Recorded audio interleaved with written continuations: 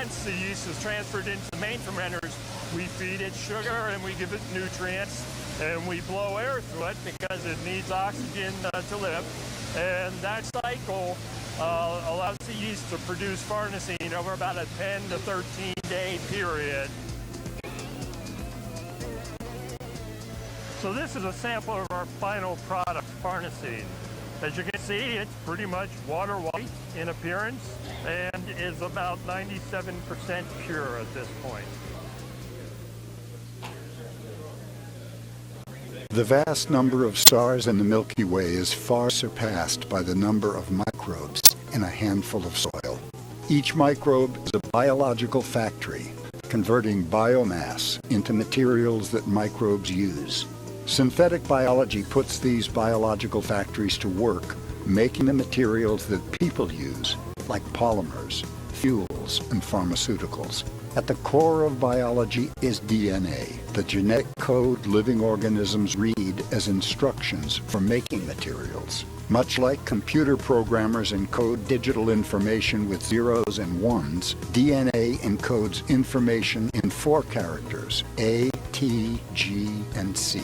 Making new materials with microbes starts with writing new DNA code quickly and accurately into the cell. Based in the San Francisco Bay Area, Amyris, a biotech company, partnering with DARPA, the Defense Advanced Research Program Agency, is encoding DNA to create high-performance materials to meet the needs of a growing world. Synthetic biology is the junction between engineering and biology. We use yeast as microbial factories to produce hydrocarbons. We identify target genes and surgically insert them at specific places inside yeasts that alter its metabolism and allows us to convert yeast from an ethanol-producing organism to an organism that produces hydrocarbons, like our flagship hydrocarbon, farnesene. That pipe rack goes into our plant, carrying the supply of cane sugar, cane syrup, that is then used in our fermentation process. Once the yeast is transferred into the main fermenters, we feed it sugar and we give it nutrients, and we blow air through it because it needs oxygen to live. And that cycle allows the yeast to produce farnesene over about a 10 to 13 day period. So this is a sample of our final product, farnesene. As you can see, it's pretty much water white in appearance and is about 97% pure at this point. The vast number of stars in the Milky Way is far surpassed by the number of microbes in a handful of soil. Each microbe is a biological factory, converting biomass into materials that microbes use. Synthetic biology puts these biological factories to work, making the materials that people use, like polymers, fuels, and pharmaceuticals.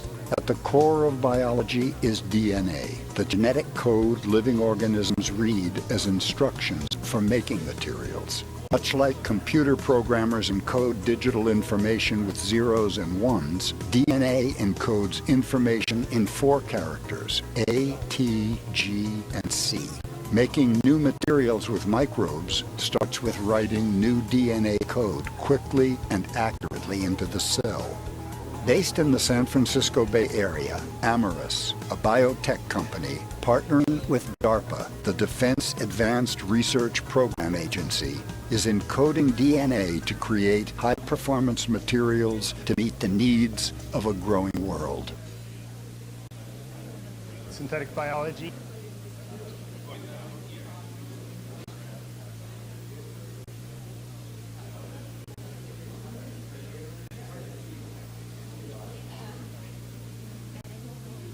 junction between engineering and biology. We use yeast as microbial factories to produce hydrocarbons. We identify target genes and surgically insert them at specific places inside yeasts that alter its metabolism and allows us to convert yeast from an ethanol-producing organism to an organism that produces hydrocarbons, like our flagship hydrocarbon, farnesene.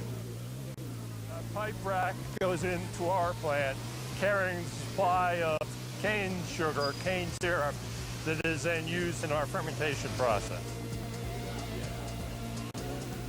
Once the yeast is transferred into the main fermenters, we feed it sugar and we give it nutrients, and we blow air through it because it needs oxygen.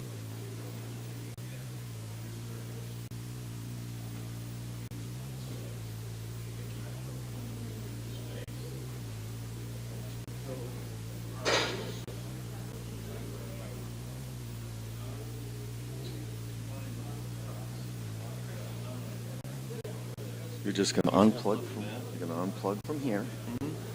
Scooch this over a little bit. Add that to it. Then he'll just take over the projector. He'll put that where he wants, basically. Yep. And anyone, if it comes up next, Correct. we'll put it. But you want me to do it now? Because you want this up right now. For the time Right. being. So we'll leave this up for about another 20 minutes. And then I'll Okay. just switch that out. Yep. And plug it over to once. Okay. Then you plug it back in. Function. You see this F8. You see those two monitors. Yeah. That just makes sure that it comes back. Okay. Then when he says, Where's this going to right here? what about this? All you're going to do. See this line? Oh, okay. Gotcha. See Gotcha. this here? Plug this one in. Where? Oh, Right here. I'm taking the blue one out. Blue one out. This one in. Okay. That's it. And then that. What about if I take the blue one out? Though, will this take this out? What's that? No, because that's what that does is switch to the TriCaster, and that's for when he wants to play video. So when he says, "Oh, we're gonna play video," switch that out. TriCaster should be there. Takes a second.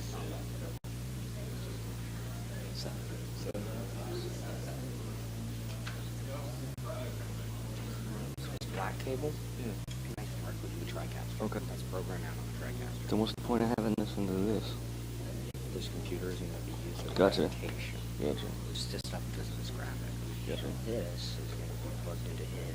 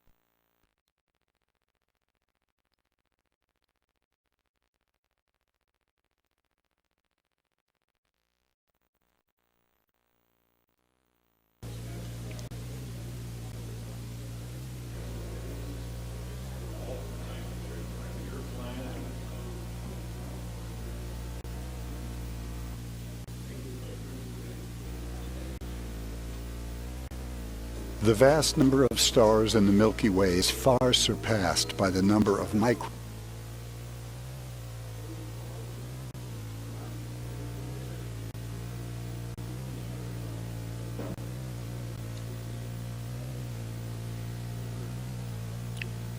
You want me to put it back in?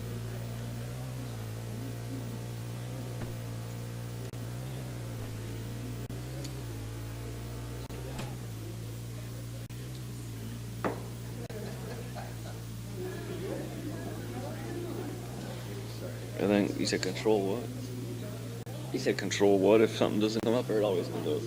Okay. Whenever you look at a laptop, you see the light blue colors. Mm-hmm. Whenever you hit function, it takes you to the other settings. Mm.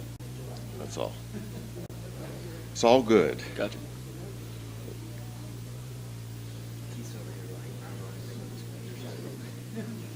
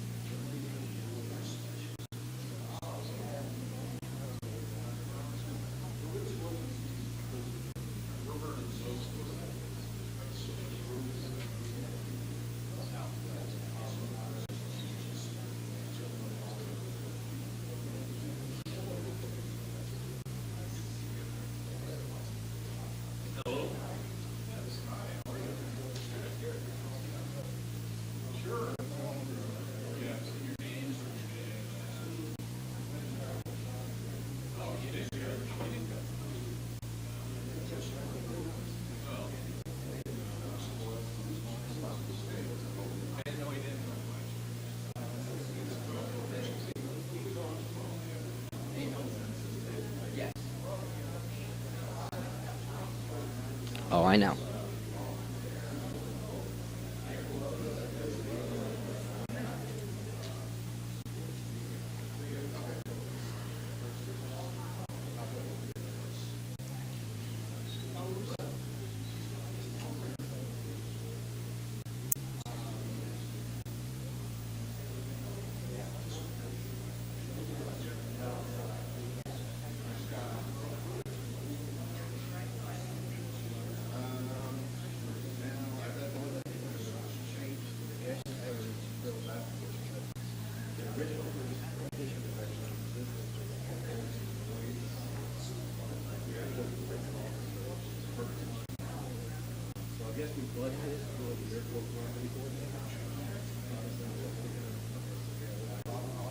Oh, I know where this is.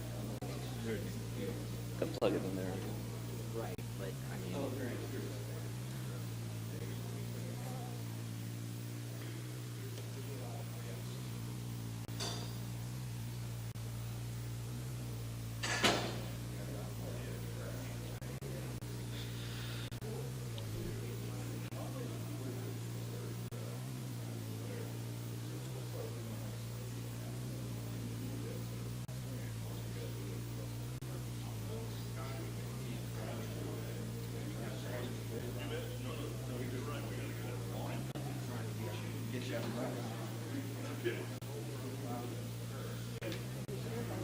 Need a bigger platform. Huh? Let's see. Let me plug it in. Just for fun, pretend I know what I'm doing. Know how to do it. I mean, I could probably set it up over here. Might be easier. Oh, is that your tablet? Is that your tablet? Oh, what? No, that. No, not us.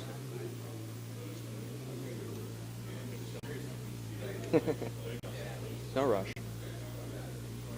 Let's see. Power. The thing is, it's easy. It's got a magnet on it. Well, that's kind of neat. But then it pops off for you, right? Pops off.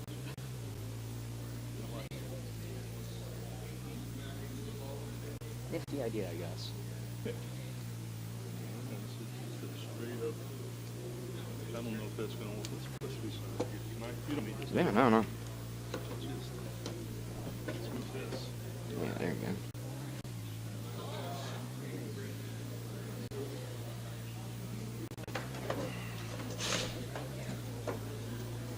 You grab that in focus. I don't know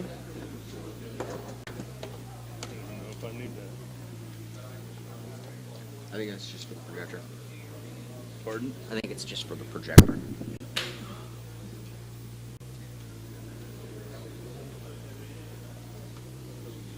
Okay. Okay, we're up. Let's see that. There we go. We see it. There's a. Let's see. How do we? Oh, we need this. What you got there, boss? I'm taking your mouse. Oh, yeah. Oh. It's pretty cool, right? All right. Might have to sing. Seems to be working. I don't know how to clear that. Let me escape this. Shrink.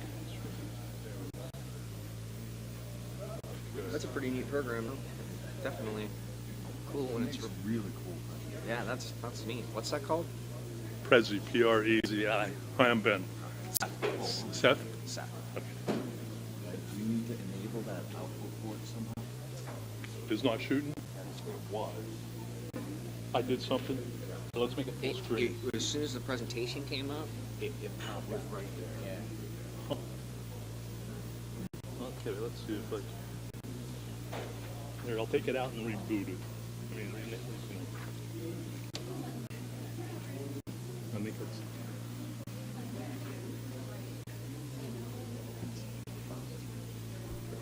There we go. Okay. Oh, it's high tech. Look at that. Okay, so that's we're good to go. Thank you, Seth. Hey, Mike. Just so you know. Good. So, fun you with everybody. Okay. You know, on behalf of the sort of probably Tim Johnson's on it. Yeah.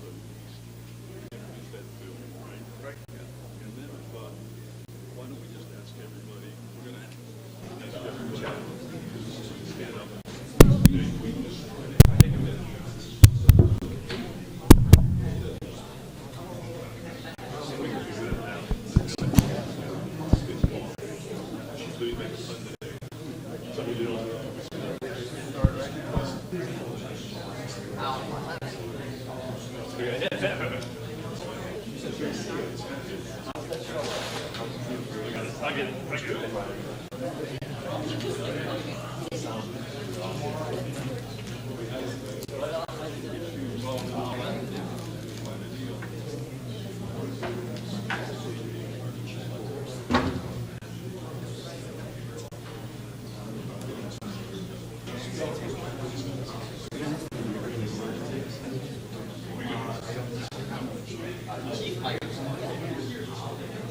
Check.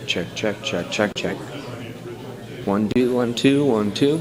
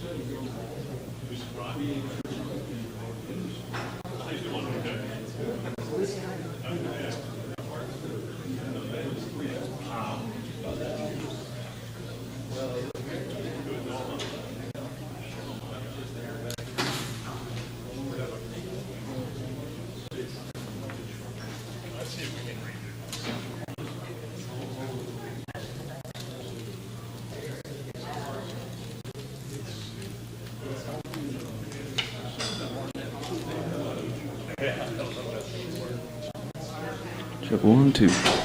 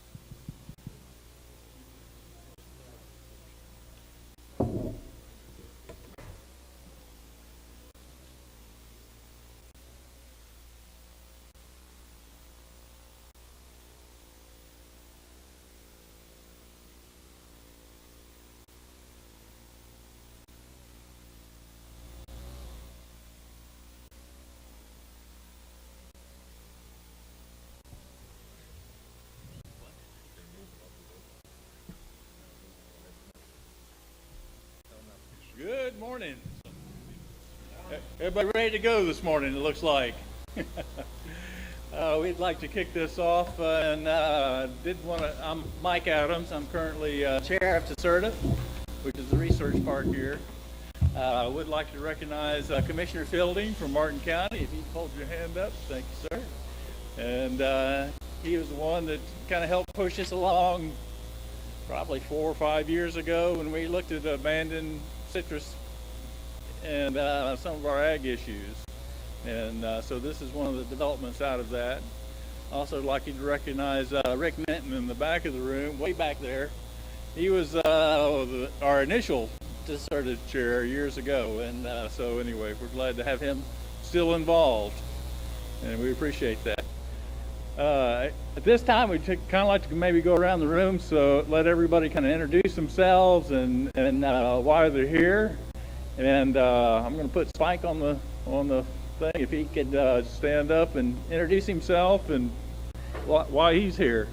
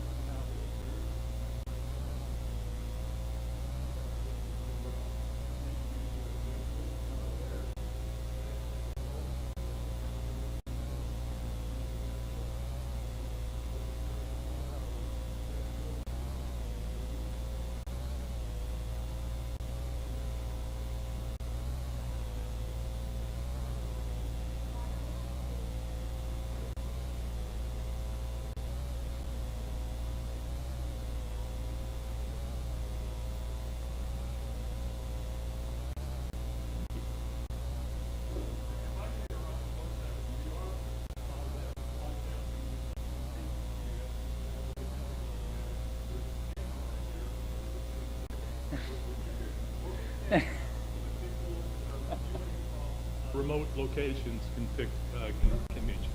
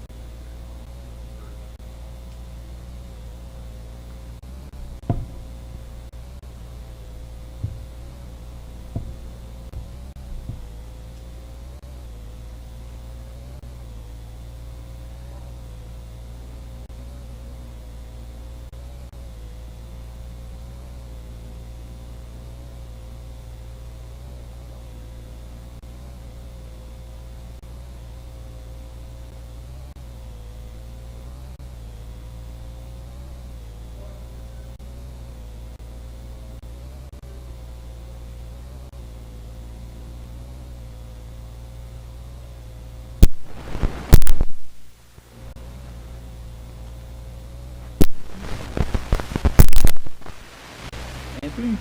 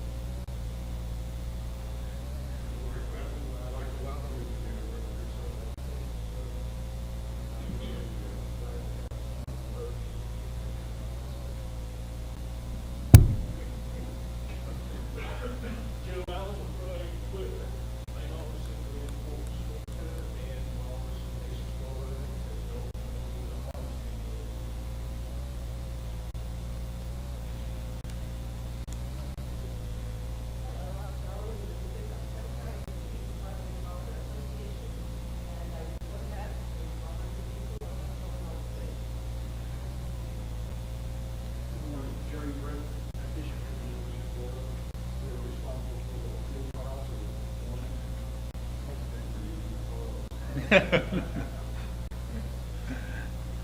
morning. I'm Brian Roman. I'm retired professional university board for years, and we've been growing the energy crops here at Senator for the last 2 years. Good morning. My name is Liz Solarge. I'm the County Extension Director here in this county.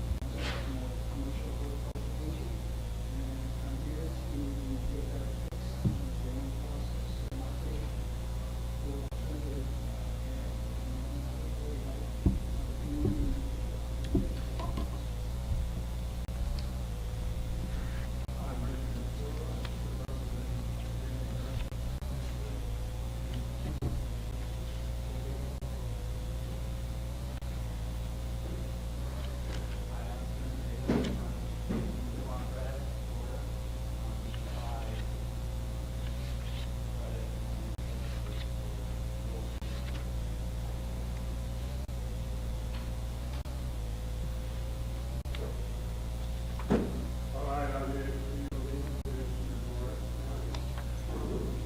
We're here to visit Fly Oct.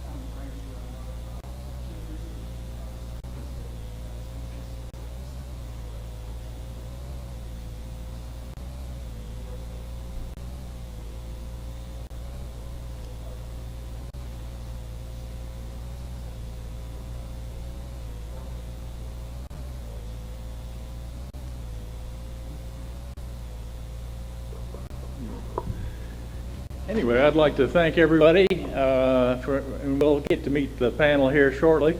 And certainly appreciate everybody that traveled from out of town. I know you all have made a lot of effort to get here, and we sure appreciate that. And appreciate the diversity of the group from growers all the way to end users, and the steps in between. So we're really excited the way the project has has matured over this past year, and we're getting closer. And at this time, we're going to turn it over to Ben DeVries. Thanks, Mike. Thanks, Mike. And I want to thank Mike. He's spent the last 4 or 5 years nursing this project from its inception, and as chair, he's been a terrific support and help to keeping this project moving. Just to give a quick overview, hopefully everybody has an agenda. We do have an agenda. The fact is, this is to be a discussion. We have it formatted with presentations, but if you have a question or a comment, please raise your hand. We'll be as inclusive as we can as long as time permits. With me today is Rich Altman, Director Emeritus of Commercial Aviation Alternative Fuel Initiative, CAFE, and a consultant on our project, as well as David Dodds, who is a biochemist, and they'll both tell you more about their background today. We're going to hand out materials. I think you should have the draft of the study. This is our first step. It says Farm to Fly Feasibility Study Report. We will have we have folks here later this afternoon that may stop and ask you for a picture and a comment, just to tell us what you think is a priority for you, what are the opportunities, what you'd like to see happen, and that'll be included in the feasibility study. This is scheduled for final completion early spring of next year, so we're just trying to get everything we can in the study that's relevant to this group, so that it's a community document. So that's available for your review and comment. That will be on an FTP site, so if you don't want to carry it around on the plane, that'll be downloadable. And the folks that are visiting us by webcast, the information for the FTP site will be provided later. There's also on the FTP site will also be, this is a 200-page document, which is a series of reports that we've been collecting over the last year from these meetings and other meetings that have happened related to this project. So all that reference material will be available. It includes things like best management practices for beets and sorghum and rotations and studies that have transpired, as well as economic and financial models to help the growers, help the processors, and help the end users understand the practical side of our project. Rich is going to talk a little bit more about what we hope to do today, and I'm going to present a Prezi to give everybody a baseline. Some people have seen pieces of it, some haven't, but we will also have our presentation materials today on that FTP site, so if you'd like to get copies of that. So with that, I guess I'll start with my Prezi. This is the agenda everybody should have. I forgot to mention that there will be a no-host dinner this evening, which means you get to pay your own way, but we welcome you, and just sign up for that at the reception area out there. Attendees are invited to reconvene and share some local cuisine and conversation, so we hope to see as many of you as interested in doing that. We are also going to provide lunch today, and Joe Mueller is going to give us an overview of what's going on at USDA Rural Development. So that'll be at the other end of the building. It's in room 219. So we'll have a luncheon at 219, and then we'll have a breakout about from 2 to 3. And given the size of this group, we might just break it into 2 sections instead of 3. We're going to look at the challenges and the next steps and action steps that we need to take to make this work. So with that, I'd like to share with you my presentation here today. And this is, I'm calling it all the pieces of the puzzle, because, you know, we've done a lot of work, but there are still pieces missing. And each one of you bring a different perspective, fortunately, bring a different perspective to this project. So we're trying to build a sugar beet to jet fuel supply chain. So we ask you to, think about what we're missing. What is the missing piece for you that we haven't covered and we need to cover in the next 6 months? Farm to Fly from the Ground Up is a project funded by USDA Rural Development to SERTA, St. Lucie County. And we've been working on this for about, I guess I'd have to ask Brian Bowman, when did we first start this? About 4 years ago? 4? Yeah, 4 years ago. So it's come a long way. And I'd like you to think of this as unmanned chemical factories. I call them UCFs. Some people call them plants. But these are chemical factories. These are some of the most efficient chemical factories to convert carbon dioxide to long-chain hydrocarbons. Millions of years have gone into the design of these factories. We're going to talk today about them, and we're going to talk today about this other machine. This is another factory, and it is remarkably efficient. It's one of the lowest cost per mile passenger transportation technologies on the planet.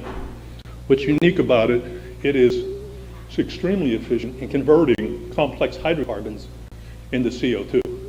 It converts at a very high rate, and it converts it into CO2 and heat and moving the plane. So this is a chemical plant as well. This is a chemical factory as well.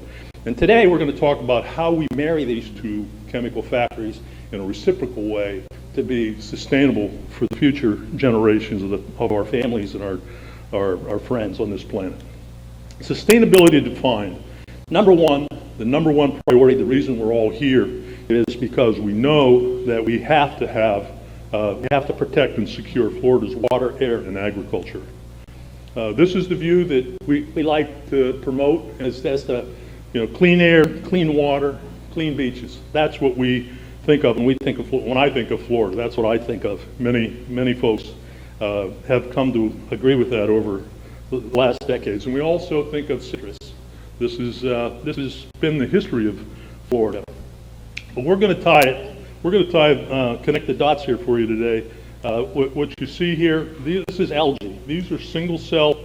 Again, we've got another chemical factory here that is using excess nutrients and causing large blooms. And this is happening all over the country because of rising air temperatures. We have higher temperatures, and these algae blooms are able to harvest the nutrients that are flowing into our waterways. So it's a challenge. We also have another challenge, and this is called the Deepwater Horizon. This Deepwater Horizon, this spill, which is coming out as a new movie, dumped 200 million gallons of fuel into the Gulf. Florida is very sensitive about protecting its environments, its beaches, its air. And we have to think about how we replace Deepwater Horizons for future generations. So we're going to talk about that today as well. The challenge that started this project 4 years ago was this a little bacteria that got into our orange trees. It was called citrus greening.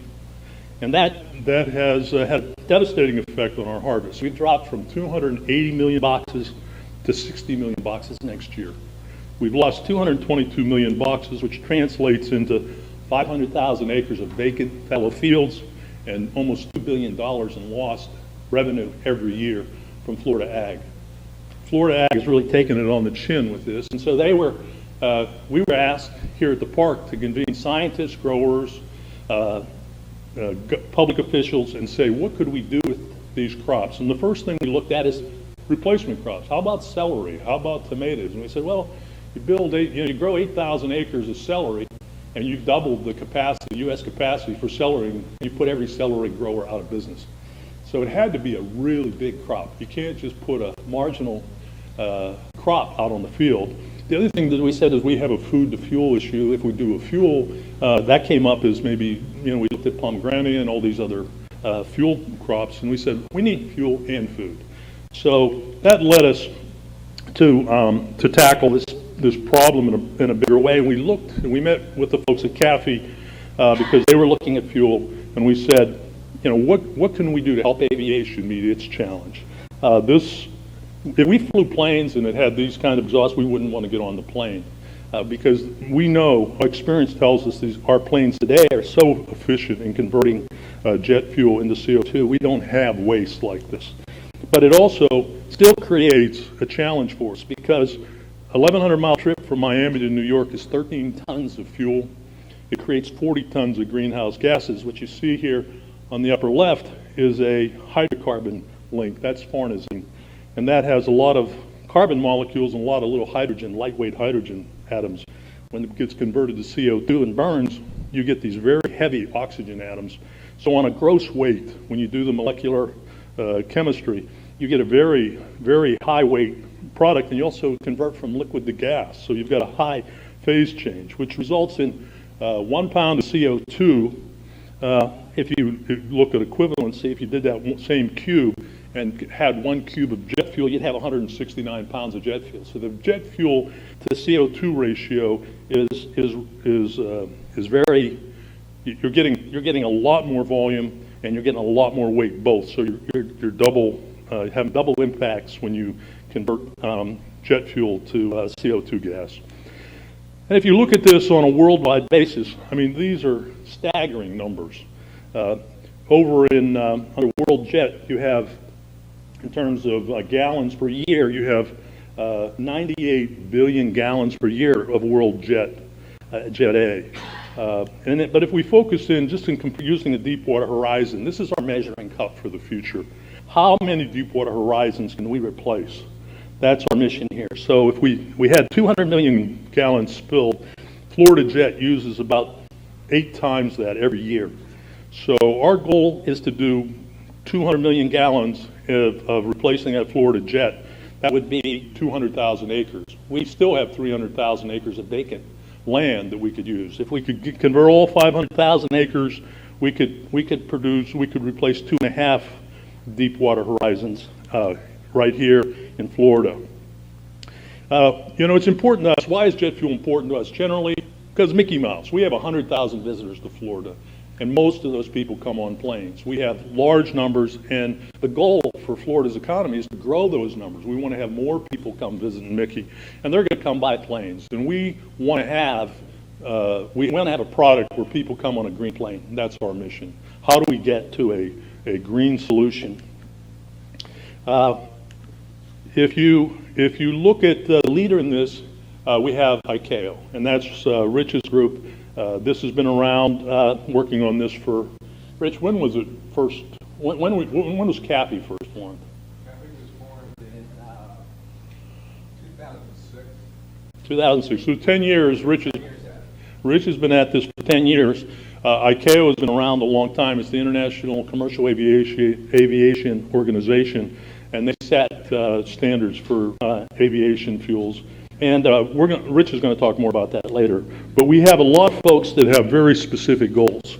Now, what you see here are the ICAO's basically a neutral growth of emissions after 2020 is the goal that we're trying to be a part of, and the solution we're trying to be a part of. Currently, we're working with, we have kind enough to have Mike and Tom here from FedEx and American. We also have friends at JetBlue and Delta who are looking at ways to work with us here in Florida. JetBlue is an active carrier in the state, and they're also engaged. So, we're hoping to work with them to help solve this, provide liquid bio-renewable fuel for them. So these are their goals. 2010, 1.5% annual efficiency improvement a year. 2020 carbon neutral growth from 2020 on, and by 2050, 50% reduction in net CO2 emissions over 205 levels. The airline industry doesn't have an alternative to liquid biorenewable fuels. They can't put a nuclear power plant on it. They can't put solar panels on it and fly a jet plane. They need the dense energy that liquid jet fuels provide. And where would you grow a lot of biomass? So here's Jerry's claim to fame, Jerry Britt, and he does a lot of hard work. That's why I put him in here. He's done a great job for us here at the park. And that's a typical beet. These beets can be as big as a pumpkin. I mean, these things can be huge. In Florida, it can be great, really large, a lot of sugar production. And the reason for that, if you look at this map, the red is the degree days. So we have 1,184 degree days annually. That's 2 to 3 times what they have in the Midwest. So we have a lot of solar energy coming into the state. The other piece of that is we've got a lot of water. This is over 3.5. The red is 4 feet of water. We typically get 40 to 60 inches, 4 to 5 feet of water every year. You got to experience some of our sunshine rain this morning. But we have a tremendous amount of water. And again, that's 2 to 3 times the rest of the country. So we have a lot of degree days. We have a lot of water. And now because of the citrus disease, which is a disaster for the state's ag community, it's a great opportunity for this industry because we can grow a lot of beets. We can grow a lot of beets. And these are T-Rex beets. These are monster beets. These things are 70% water, 18% sugar. They're 4 times more sugar per acre. It's corn, 2 times the sugar of sugar cane per acre. And it's great cattle feed. It's excellent cattle feed. And you're going to hear more about that today. So the other piece of that is this is the T-Rex grasses, sweet sorghum. You can see we can produce a lot of biomass and a lot of sweet biomass. And sugar is the low-hanging fruit for making the processed fuels. So in terms of the annual advanced biofuel supply chain opportunity, real quickly, 500,000 acres of fallow citrus fields, 4-season rotation, 30 million ton harvest. At a minimum, it could be 40, it could be more. We think 3.5 million tons of feed at approximately $115 a ton, and 4.5 million tons of industrial sucrose at just under $180 a ton could be converted into 500 million gallons of jet fuel, sustainable jet fuel, and 100,000 jobs for the state, which would translate into $1.2 billion for the growers, $1 billion for the processors, and $4 billion in job impact. So what does it look like? What does Florida's farm to fly? What does our value chain look like? So number one, we have the grower, and this is one of our, I think this is one of Florida's farmers actually growing this beet. This is what was harvested last year. We have the processors who are using GMO mechanisms to optimize the fermentation and conversion of the sugar harvested into jet fuel, and we have three folks working with us who are already ASTM FAA approved. And then we have the airlines who need the end product and are looking to help the environment and help reduce greenhouse gas emissions for the planet.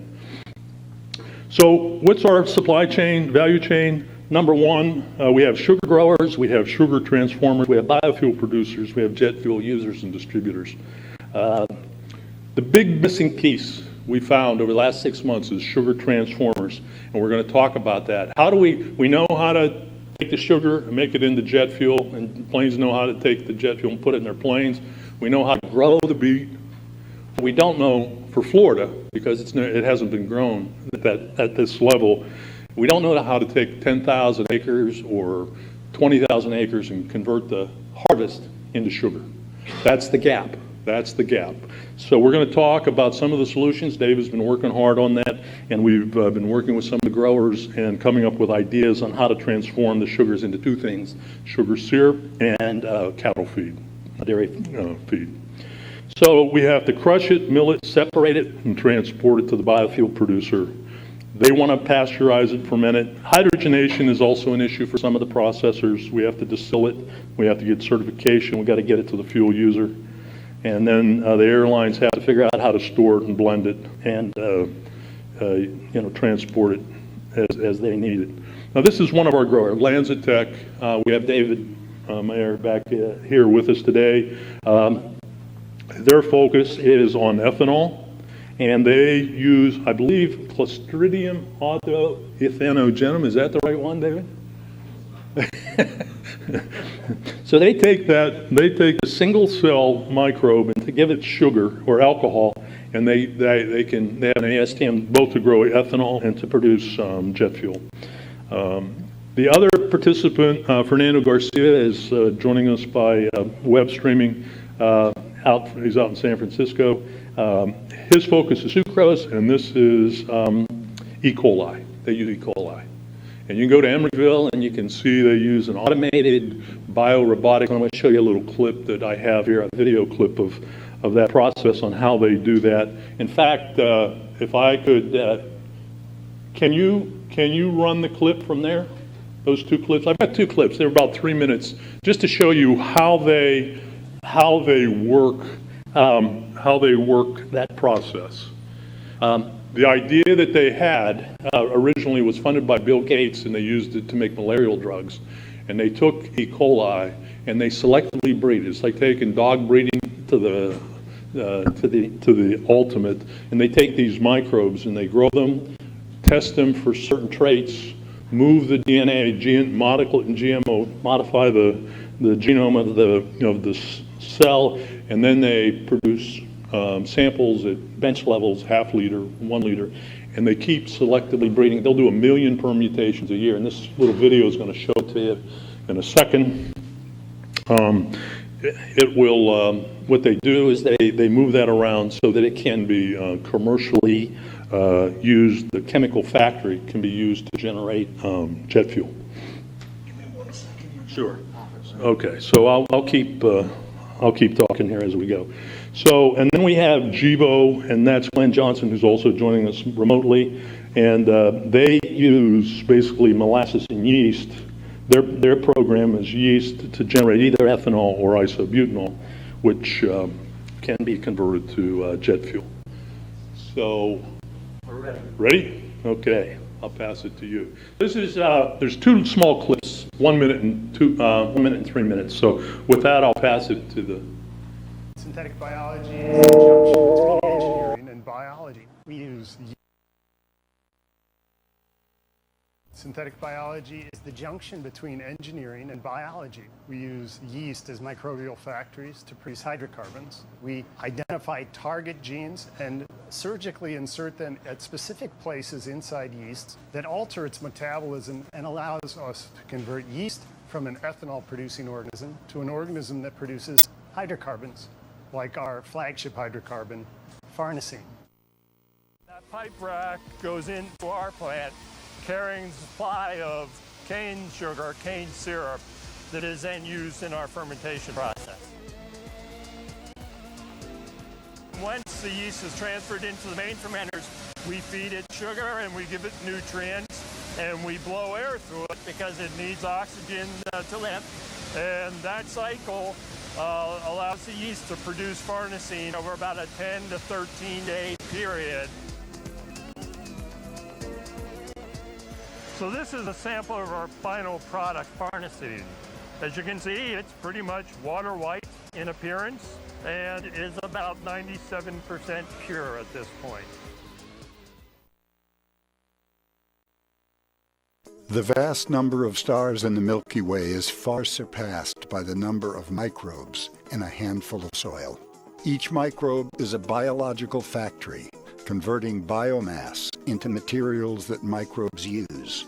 Synthetic biology puts these biological factories to work, making the materials that people use, like polymers, fuels, and pharmaceuticals. At the core of biology is DNA, the genetic code living organisms read as instructions for making materials. Much like computer programmers encode digital information with zeros and ones, DNA encodes information in 4 characters, A, T, G, and C. Making new materials with microbes starts with writing new DNA code quickly and accurately into the cell. Based in the San Francisco Bay Area, Amyris, a biotech company, partnering with DARPA, the Defense Advanced Research Program Agency, is encoding DNA to create high-performance materials to meet the needs of a growing world.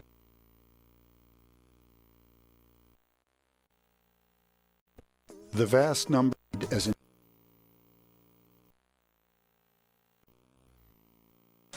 We feed it sugar and we give it nutrients. the vast number of stars in the Milky Way microbes in a handful of soil.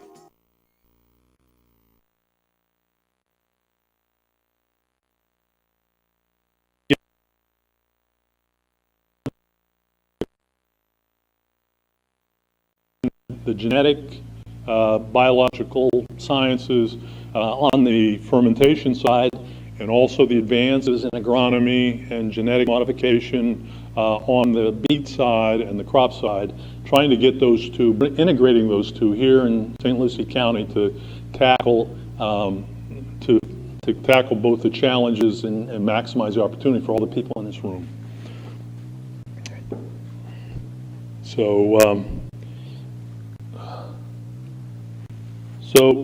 each of these, whether it's Lanzatech or Gevo or Amyris, they basically modify the code, the directions of the cell mechanisms, and to basically excrete, instead of excreting what they normally excrete, which is maybe, might be ethanol, would be the conventional thing that would come out of a yeast molecule that they've been making beer out of for years. They make it, modify the coating inside so it produces as a waste product. What we call waste product is isobutanol. One person's waste product is another person's treasure here. So now let's take a minute in terms of the value chain. Let's talk about the growers. We have some growers in the room here. These numbers have been taken by actual growers and scientists who've grown this stuff over the last 5 years in St. Lucie County and the Treasure Coast. And basically what you see there is we're envisioning 12 tons an acre of sugar, which is the top line, and 7 tons an acre of cattle feed. And we're estimating 9 cents a pound for the sugar and 6 cents a pound for the cattle feed. And the idea would be that at 9 cents a pound, it starts making competitive sense to compete with on the jet fuel basis to bring it to market. Combining those two, you see a gross revenue of $3,000 an acre, which is the first rule we had when we started this project. The growers have to make money. They're not going to do it. They're not going to stay in business. They're not going to pay the capex, to convert citrus fields to this production if it isn't a profitable business. So we have fairly good detail on yields and production, and you'll see there the vanilla root. We kind of took off a canola from Canada. We just kind of said it's a beet instead of using a food name for the crop, but it's a sugar beet on the right, and sweet sorghum is on the second one on the left. And so we have a full year of crop as opposed to the Midwest, where you might have 6 months of harvest. We can harvest year-round. And the bottom line is the grower is going to have margins of $1,200 to $1,500 an acre. And this is at the current production level. We move production levels from 40 tons an acre of beets to 50 or 60. They're making the monies go up for everybody. The numbers, the scale goes up, costs go down. And we ran those numbers in a integrated model over a 9-year cycle.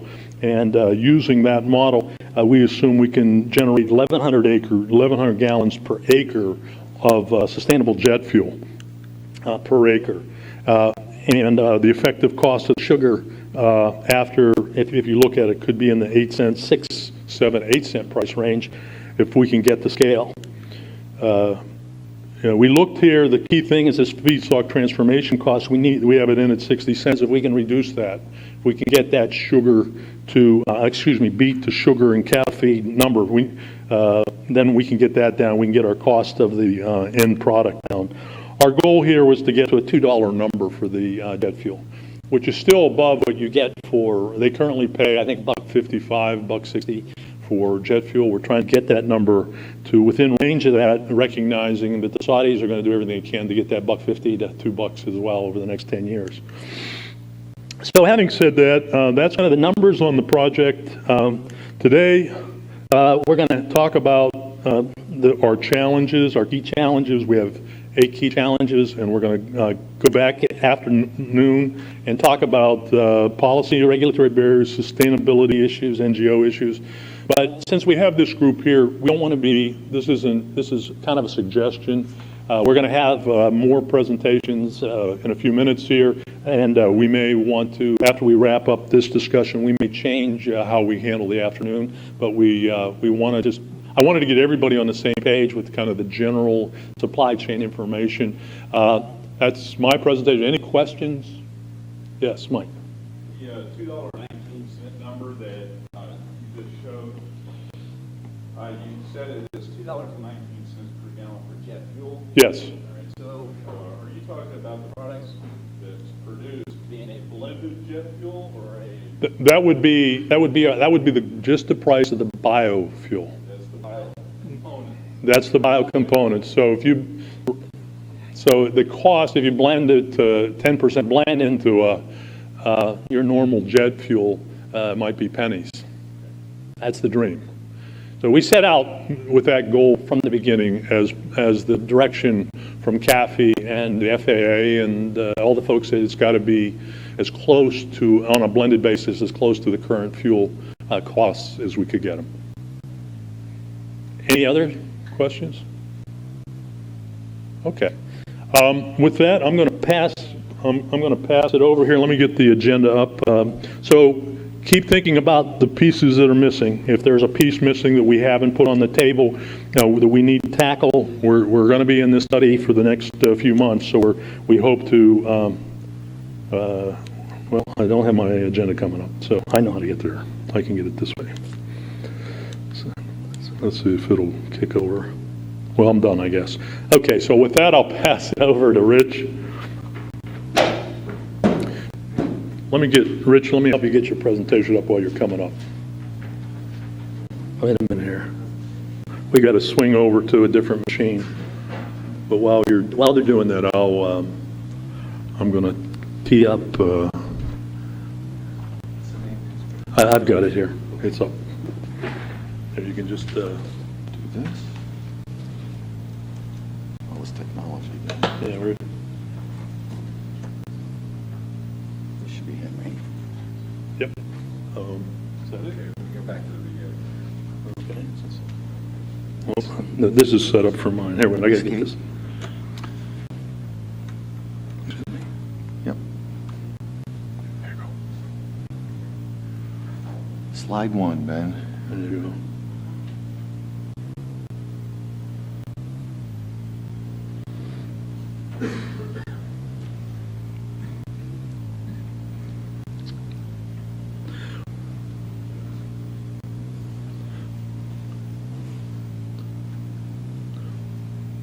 We just gotta Have load Frank come Windows. up and talk about these guys, or do you wanna?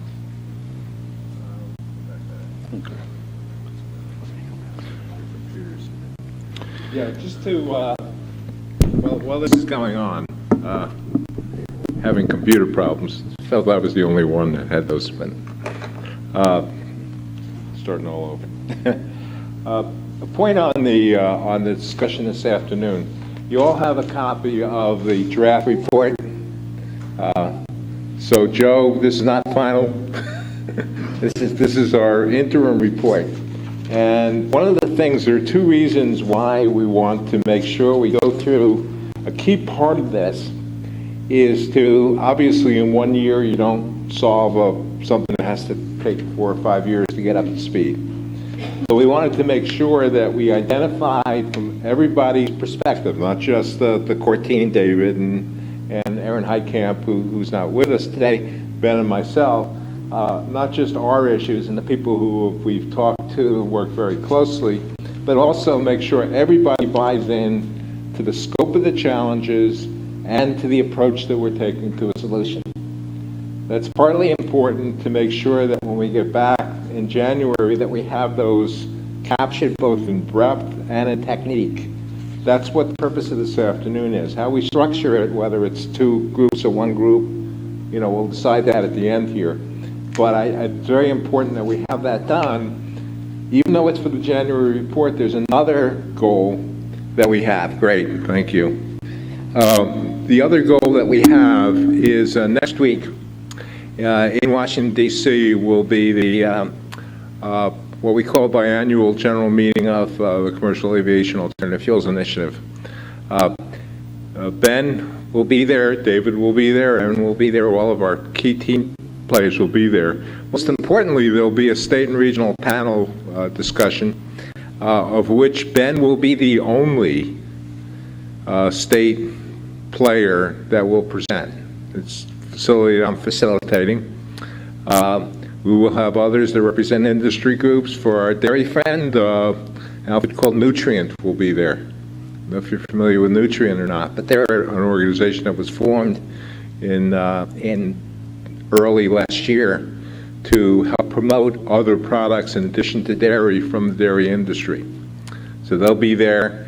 We'll have people from various other regions and presenting what we view as important templates for our work. Our panel will be on Wednesday at 10:30. At 9:30, we have some guy by the name of Vilsack who's going to speak to the group. And we're following Tom Vilsack, who's the Agriculture Secretary, for those of you who don't know. Didn't quite make the Vice President candidate, but was close.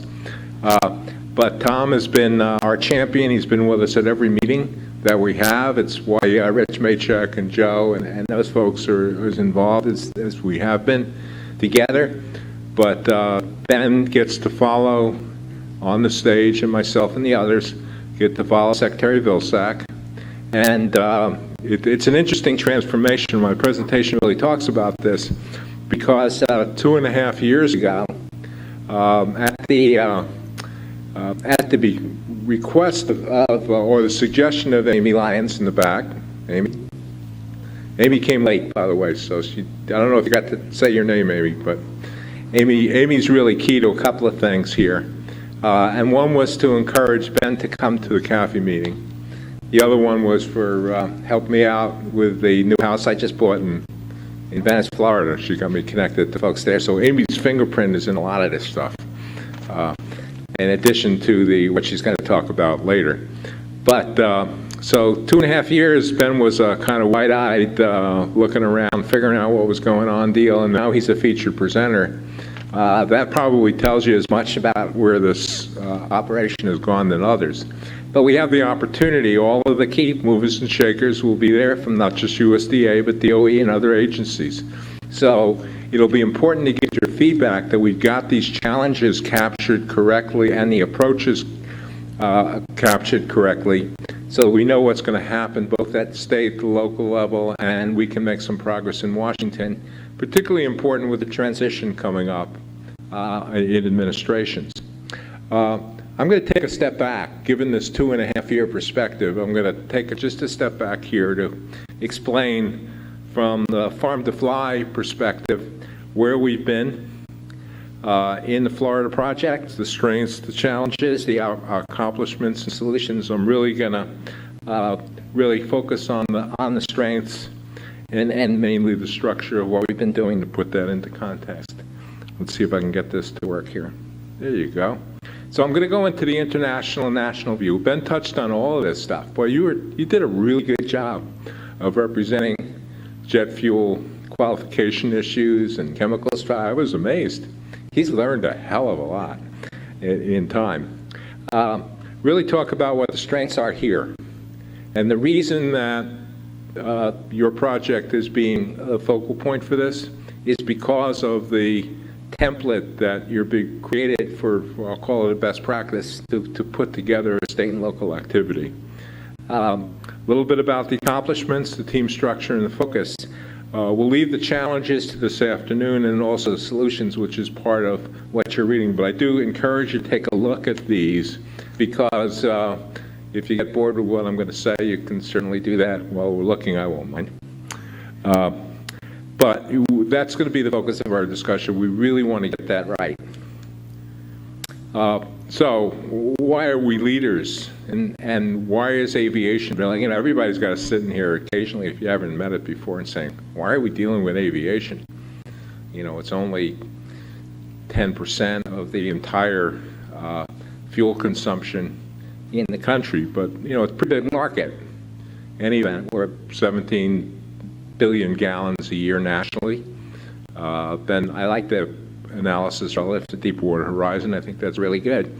But back in 2010, this is a cartoon from the UK publication, The Economist, and it shows the, in transportation fuels, the movement toward cars and electric power and such has gotten the people who are interested in the liquid fuels moving away from electricity generating approaches toward a jet fuel. And I thought this was a really interesting outcome for a economic publication that's not known to be overly aggressive in terms of its approach. And at that point, just after that, at a meeting in Rotterdam, which is most for biofuels, that 68% of all the processors who were there at this leading global process saw aviation as first. That was in March of 2012.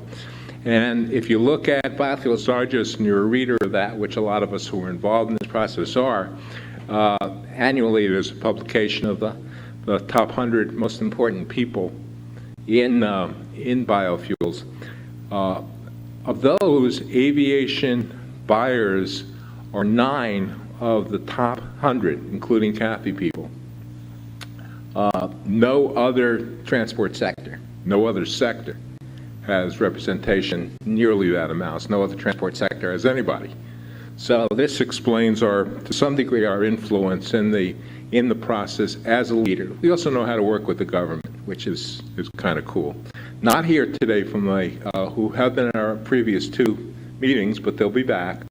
Are the military buyers. Defense Logistics Agency have been here. They purchased about 150 million gallons in state as well from 6 different depot locations, and they're critical to the market. Not competitors, but partners of ours since 2008. Ben mentioned this, the International Civil Aviation Organization. It is the aviation branch of the United Nations. Aviation, for obvious reasons, is not governed by local regulations. They have to be governed internationally for obvious reasons in terms of the amount of international commerce. This year, successfully, to the surprise of some, the ICAO actually put together and gained the agreement of their, you know how hard it is to reach agreement about the United Nations on anything. And they put together something called market-based measures for carbon. So this idea of carbon neutral growth 2020, which was actually an industry selection idea, has actually been adopted. All of what Ben showed you in his 3 charts is actually now a matter of United Nations policy. And this is, and everybody knows that they're going to be held to this requirement. So a lot of what you're seeing in progress is motivated by an international regulation, not the U.S. government agency, but by an international agreement that was very hard to reach. And as you can see from the chart, Ben showed this quickly, everything that we've gotten, and there's been great improvements in fuel efficiency, there will be improvements in air traffic control. Those will not get you to carbon neutral growth 2020. It's CNG is not natural gas, it's carbon neutral growth. So that's the goal we have. It's important to show that, to allow aviation to continue to grow, and has been pointed out, very important here in Florida, but also globally. The other thing about your traffic here is that you're in an interesting nexus. I've made this point before, between 2 key international markets. You go out, going up to Orlando, I saw a lot of places and people speaking all kinds of different languages. So our European friends, who are being governed by a lot tougher regulatory standards than others, are certainly involved in that. You also know that the bed and the starting, a lot of biofuels activities started in South America. So the first Amorous flight, once they were certified, was on Gol Airline, which is a Brazilian airline, into Orlando. So what you're seeing is the nexus of 2 key international markets and the U.S. market and growth here. These things make Florida a very desirable place to go, and that's why I believe fuel companies have been involved as they have, and why the airlines are interested. Our efforts overall, and my job, and I'm very proud that so much of the East Coast is covered with dark green, because that's the area that I've been working with to work on biofuels. Part of the Farm to Fly agreement was really key to that was the execution at state and local levels, and again you become chosen to present work at the various state level here in Florida moving forward. So very large item, which includes all activities, the DOE biorefineries programs, Defense Production Act Phase 2, which is a major investment of $210 million that the Defense Department's put in, and also commercial operations that have occurred, and those are growing in number. One thing that a point that I've been making here, and I haven't made it here, but it came up very specifically at a presentation I was in Appalachia this year, actually in the heart of coal country, Charleston, West Virginia. And one of the points that was made, and it's true here, it's true in Vermont, where I work with the dairy industry, is that where you get in difficulty and where we have had the most success is areas where you've had what we refer to as a mono-economy. We're not totally mono-economy here. You've got the cattle ranching, certainly from an agricultural point of view, and Mike, again, thanks for the support of the cattle industry. But most places that we run into difficulty is because you are reliant, whether it be in Appalachia on coal, here on citrus, in Vermont with dairy. When a dairy farmer comes to you and says, hey, we're too dependent on milk, that's pretty significant. So everywhere we've been able to work, and here are 5 examples specifically of what we've done. In New York metro area, obviously the only crop we have is garbage. But that particular approach was dependent back in the late 80s with some outfit called Enron. may remember them. It was all about producing electricity from MSW, or municipal solid waste. Electric rates have dropped. It doesn't work anymore. So the idea of going to liquid fuel becomes very important. Vermont dairy waste manure is, boy, that's got great hydrocarbon content. So fuels, granular fertilizer, and runoff mitigation into Lake Champlain, very similar problem to the algae blooms that you saw here, maybe different causes.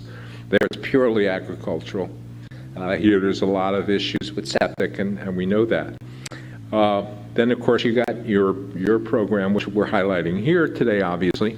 Chesapeake Estuary, six-state region, biggest challenge in the southern part, poultry waste. And that has, by all causes, not in the admission of the poultry industry, but by most sources have suggested that poultry waste is the key to the problems of algae blooms in Chesapeake Bay. This is not the first place it's happened, not by a long shot. And also in the north, actually, dairy waste. And then again, I mentioned the Appalachian region,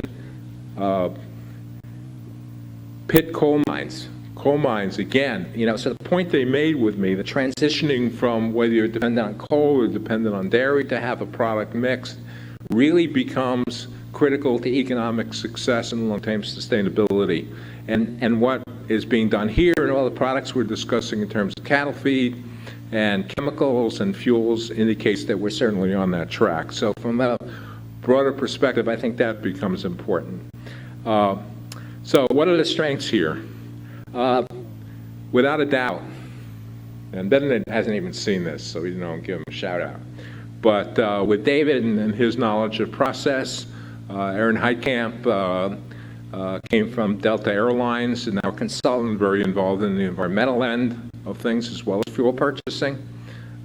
Hopefully I bring something to the party, and of course Ben's leadership in corralling us has created probably the best project team we have in any of the states we're working with. Focus on the growers first. Where fuel projects have failed, and a whole bunch of them have failed, and the one I cite most specifically are places like Hopewell, Virginia. They failed because they used the what I'll call the field of dreams approach. Build it and they will come. Well, if you don't have the feedstock, the processors, at least in those days, came, but it didn't go anywhere and the project failed because the feedstock supply was not robust. It didn't meet its cost goals. Here, Ben has laid out and worked with you on a staged approach, so it's very important that we get that right. But that certainly differentiates what's going on here from a lot of other places. The scale-up plan really is a key part of this. That's what we'll be talking about in some depth. And now more focus on environmental gain. I'll come back to that because water runoff issue, which was there when we started, is now major league. Let me give you an idea of one of the first people my wife met at the dog park in Venice. It was a refugee from Stewart, Florida. He picked up, he left his house, sold his boat, algae blooms. Moved to the West Coast. Now, not that we don't have any problems on the West Coast, and you got red tide and stuff like that, but, that's an indication that this is, a big problem. I wish you could, that first picture you show, Ben, is what people want it to be. But unfortunately, a lot of people are having a different view these days. So, Joe, the advantage of what we've done here, first of all, we built a team, which is fairly obvious. And then the second part is that what the RBDG is allowing us to do is to identify the challenges, and come up with solutions as soon as possible. I remember when I used to be in the aircraft engine business, and I've told Ben this story. When we developed a new jet engine, the question that I asked one of my folks that was working on it that I knew real well, I said, how are things going? He says, great, we've discovered 200 problems. And I said, well, why is that great? He said, because we know there's going to be 400, and the sooner you find them, the sooner you solve them. And I think that's part of what we've tried to do with the challenges and the solutions approach here. Ben left his phone up there. Okay. So, strongest state processor supplier roster. And end users. I should have said end users.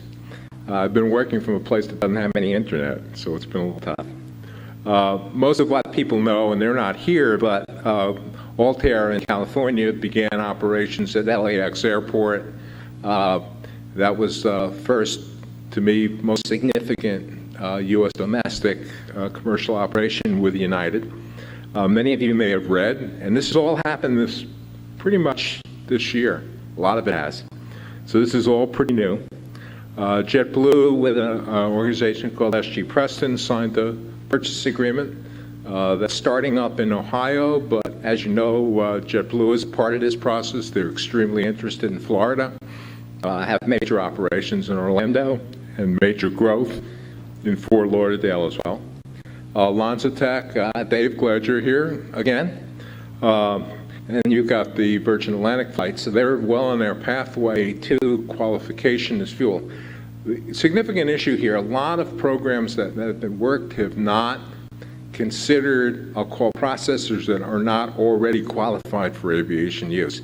With a scale-up program that's going to take several years, that's the critical path, not the qualification of the fuel. They're going to be qualified long before we get sufficient scale-up to move forward with the commercial enterprise. GEVO was qualified this year, and they have agreements with Alaska Airlines and involved with others. Amherst actually this year powered the inaugural A350 delivery flights with Cathay Pacific. Last year was the flight of gold into Orlando, so they've moved forward. FedEx, and I'm glad that you've joined us. So, and you have your agreements with Red Rock. Is that ground and air or just air? It's air. Just air. Okay, so I stand corrected. I'll fix my chart.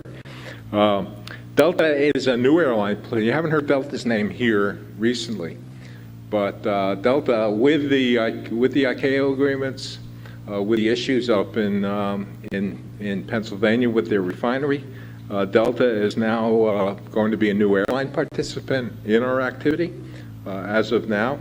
And of course, I mentioned the DoD,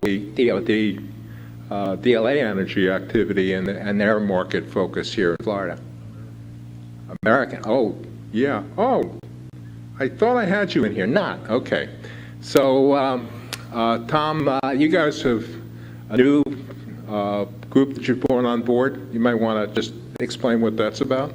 Yeah, a month ago we announced that we hired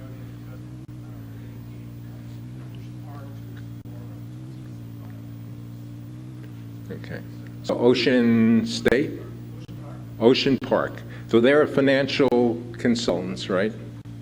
Okay, so again, American, Delta, who have not been at the forefront of this activity, have now stepped up to the plate. So we've seen in the last year a lot of acceleration in this activity and some real accomplishments. To be resilient, we talk about, I heard the word byproducts.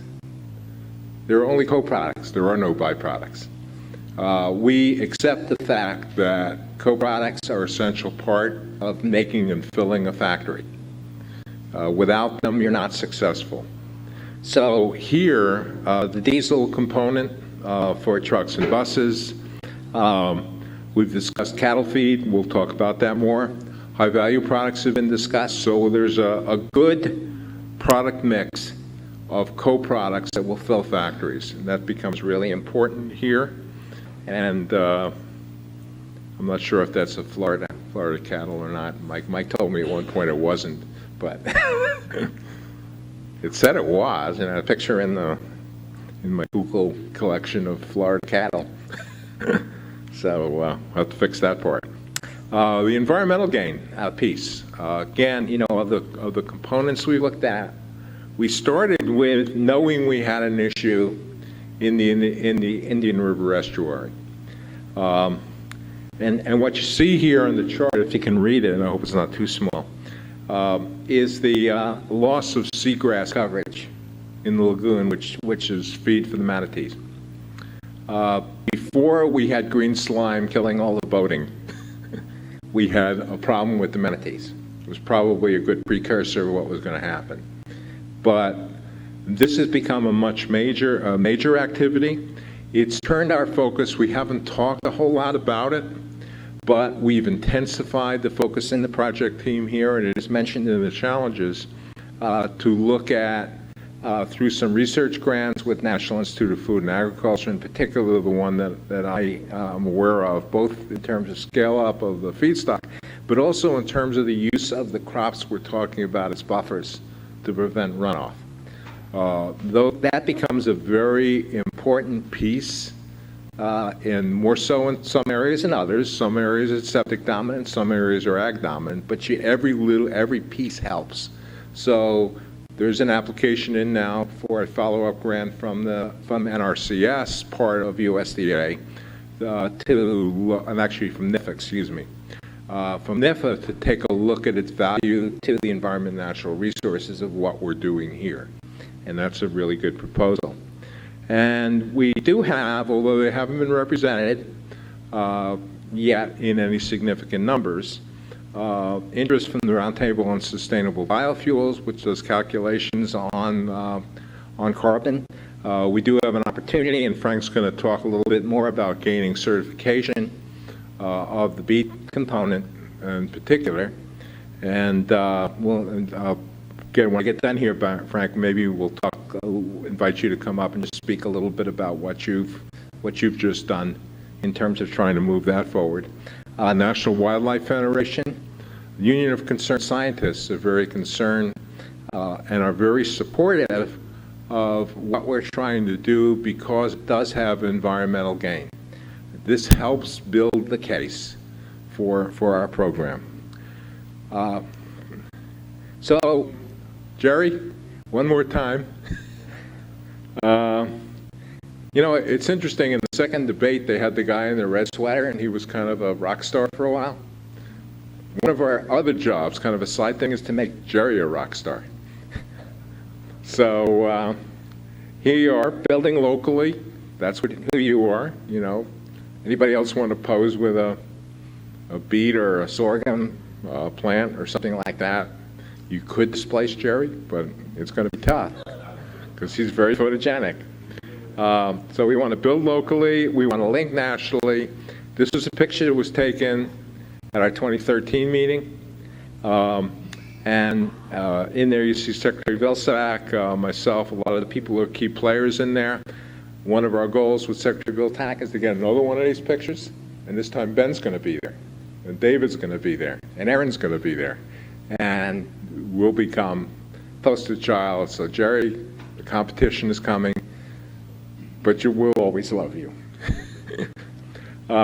Frank, you want to talk a little bit, come up, if you'd like to come up. I think it'll be easier for people to hear you about one of the challenges and one of the cases we're building, which has to do with the EPA and the certification piece here.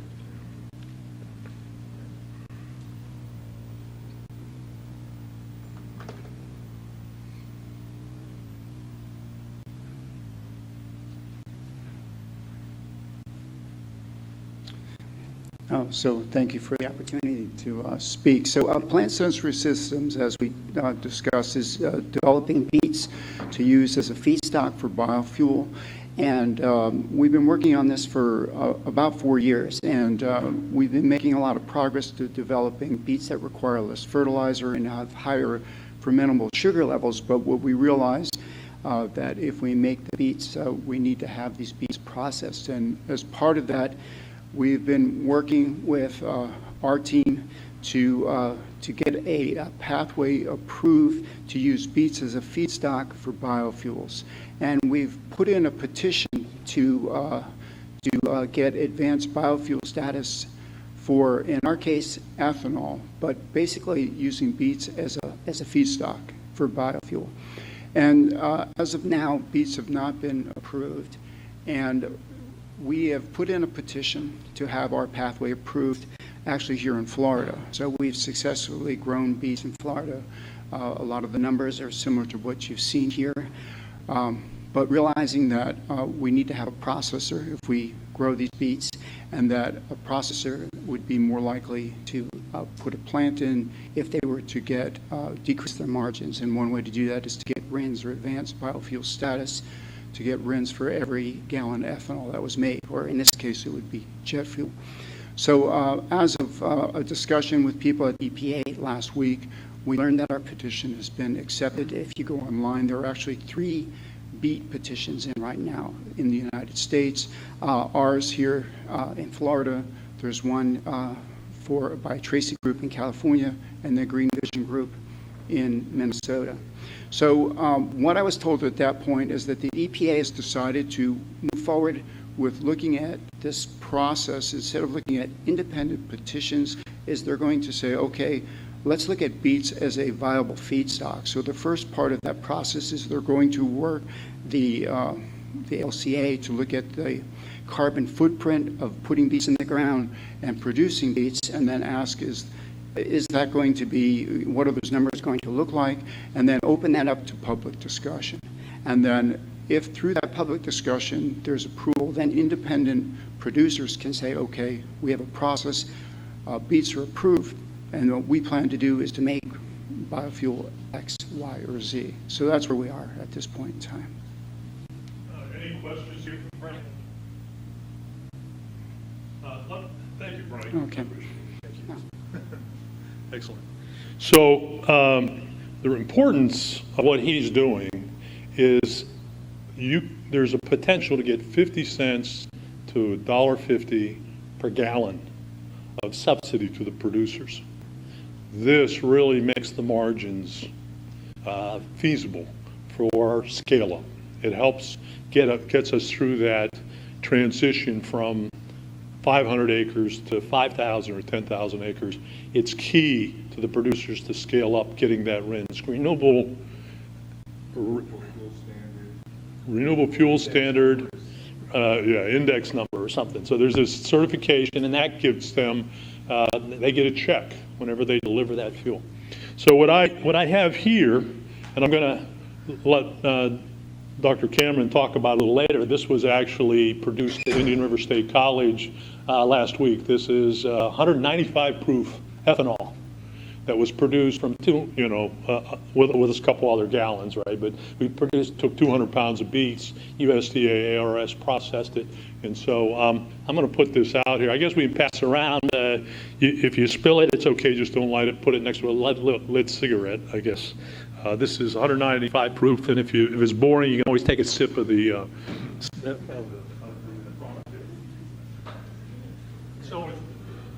So with that, next on the agenda we have Amy Lyons.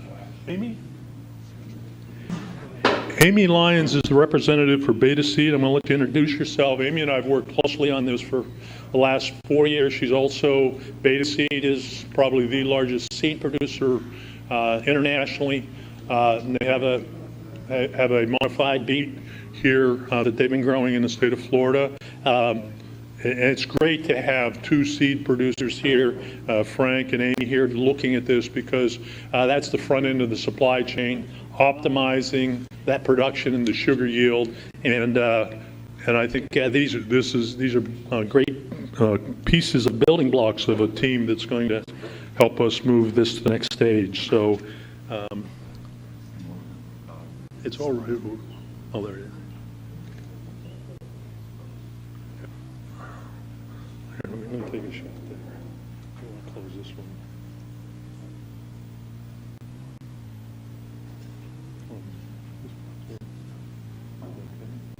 Feed the bee. That's fine. There's a little one down there too. Let's try this. There you go. Okay. How do I move this? This goes forward, that goes back. Is that too high? I think you actually went forward. Where's the button?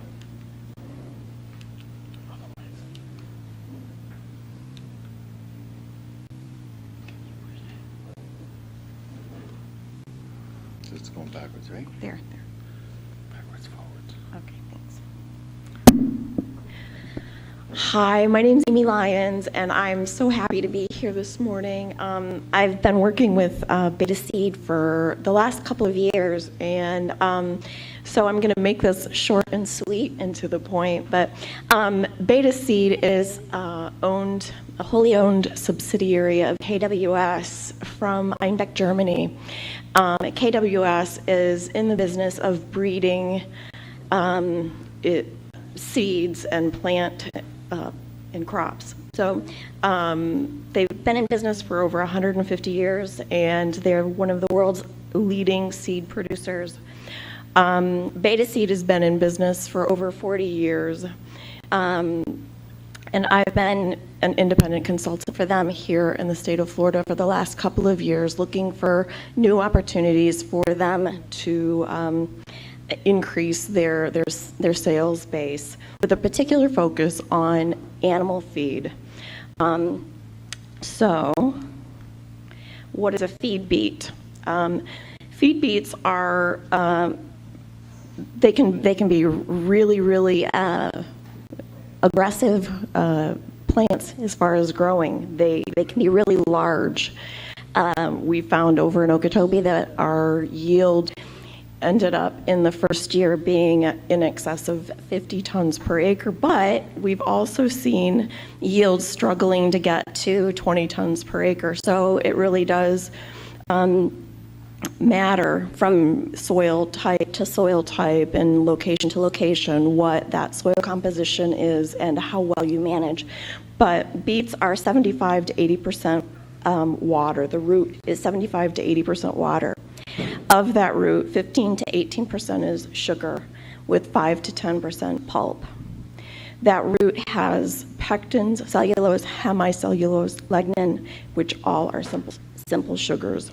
What that means in feed is that the sugars are slowly released during digestion. Sugar is stored in the root cells of the beet.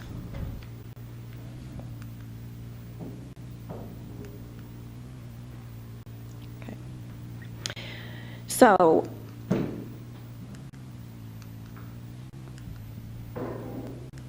I'm going to get all of these fields filled up first. So basically, if you have a 45 ton per acre yield, the root can represent up to 30 tons per acre, with the tops being an estimation of 15 tons per acre. There again, it's based on how much nitrogen you feed it. The root tops can range between 5 and 25% of the whole beet. So why grow feed beets? Basically, at a cost similar of growing corn, you can yield on a dry matter basis 4.13 tons per acre, with sugar beets being approximately 7 tons per acre. What that means to a dairyman or to a farmer is increased yield in the feed production. And then what that means, what that means to a dairyman or to a beef cattleman is increased production in the milk. So we can easily increase the yield on a per ton basis in the field, but we can also, and we have seen, significant increase in the milk production as well as the quality of milk production. We've also seen studies that have been done in North Dakota at North Dakota State University that beef cattle grow at a quicker rate, more sustained, with less energy expended. In the state of Florida, we know that it's really warm and in the summers, and to reduce the energy for digestion is important. So, okay, I got ahead of myself here.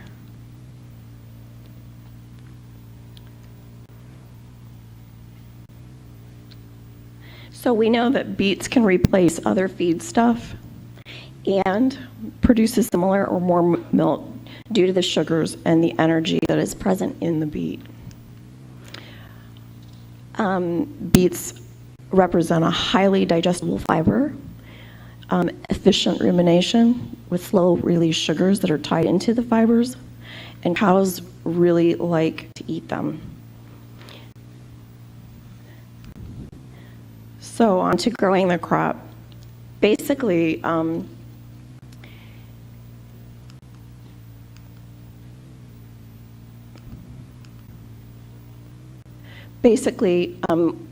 I've heard the rule of thumb, 7 to 8 pounds per acre on nitrogen per ton for the desired yield. So,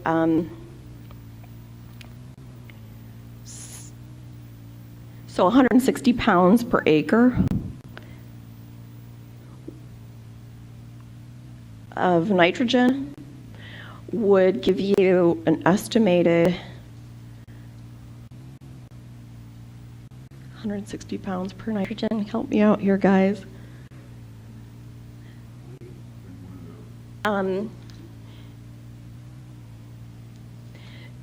Let me just say this. 160 pounds of nitrogen is on average what it would take to grow a beet.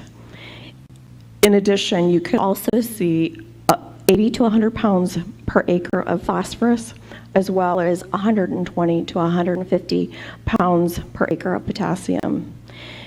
We have seen in some trials here locally that some micronutrient deficiency, especially on citrus bed.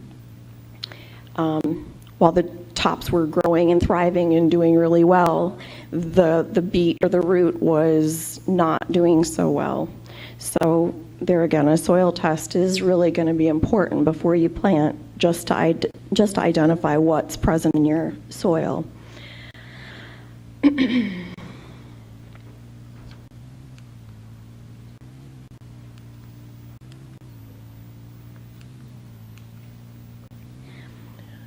We've also seen some pests, as Jerry will attest. We had a infestation of armyworms, which was a little overwhelming. But here in Florida, I personally have seen, I've seen some root maggots, cutworms, nematodes, and also armyworms. Beta seeds, beet seeds come with pesticide treatment of poncho beta, but some insects, if they're present, will need an additional at planting treatment as well. And they're counter 15, Admire, Lorsban, those are some of the at planting insecticides that you can use. Whoops. So for disease management, and I've seen some of these also, root diseases include, and I've seen rhizoctonia and sclerotia. There's a few others here that I haven't seen. But as well, beta seed has disease tolerance built into their seeds. So when you're buying beta seed, you're not just getting beet seed, you're getting additional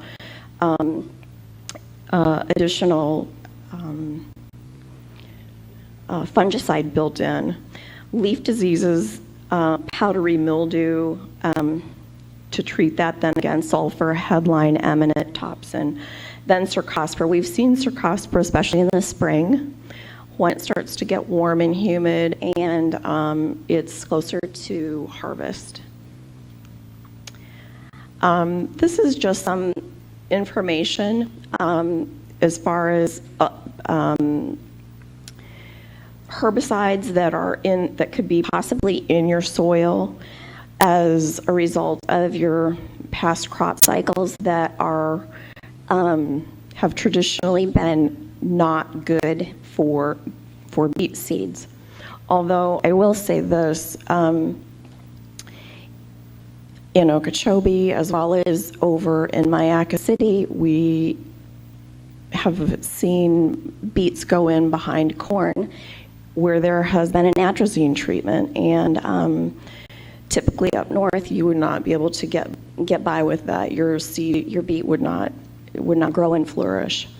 But because of the soil composition, because of the climate and the rain, they were able to grow a beet crop very successfully. There again, just needing to get that soil treatment and know, the history of what's been going on in your land, for the last year or so would be really helpful.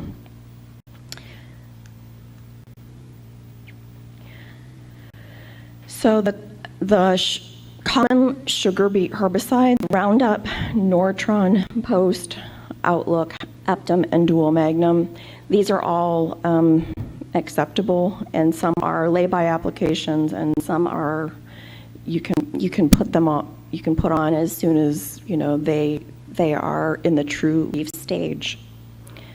They're Roundup ready. So planting equipment, anything that can plant corn can plant a beet seed.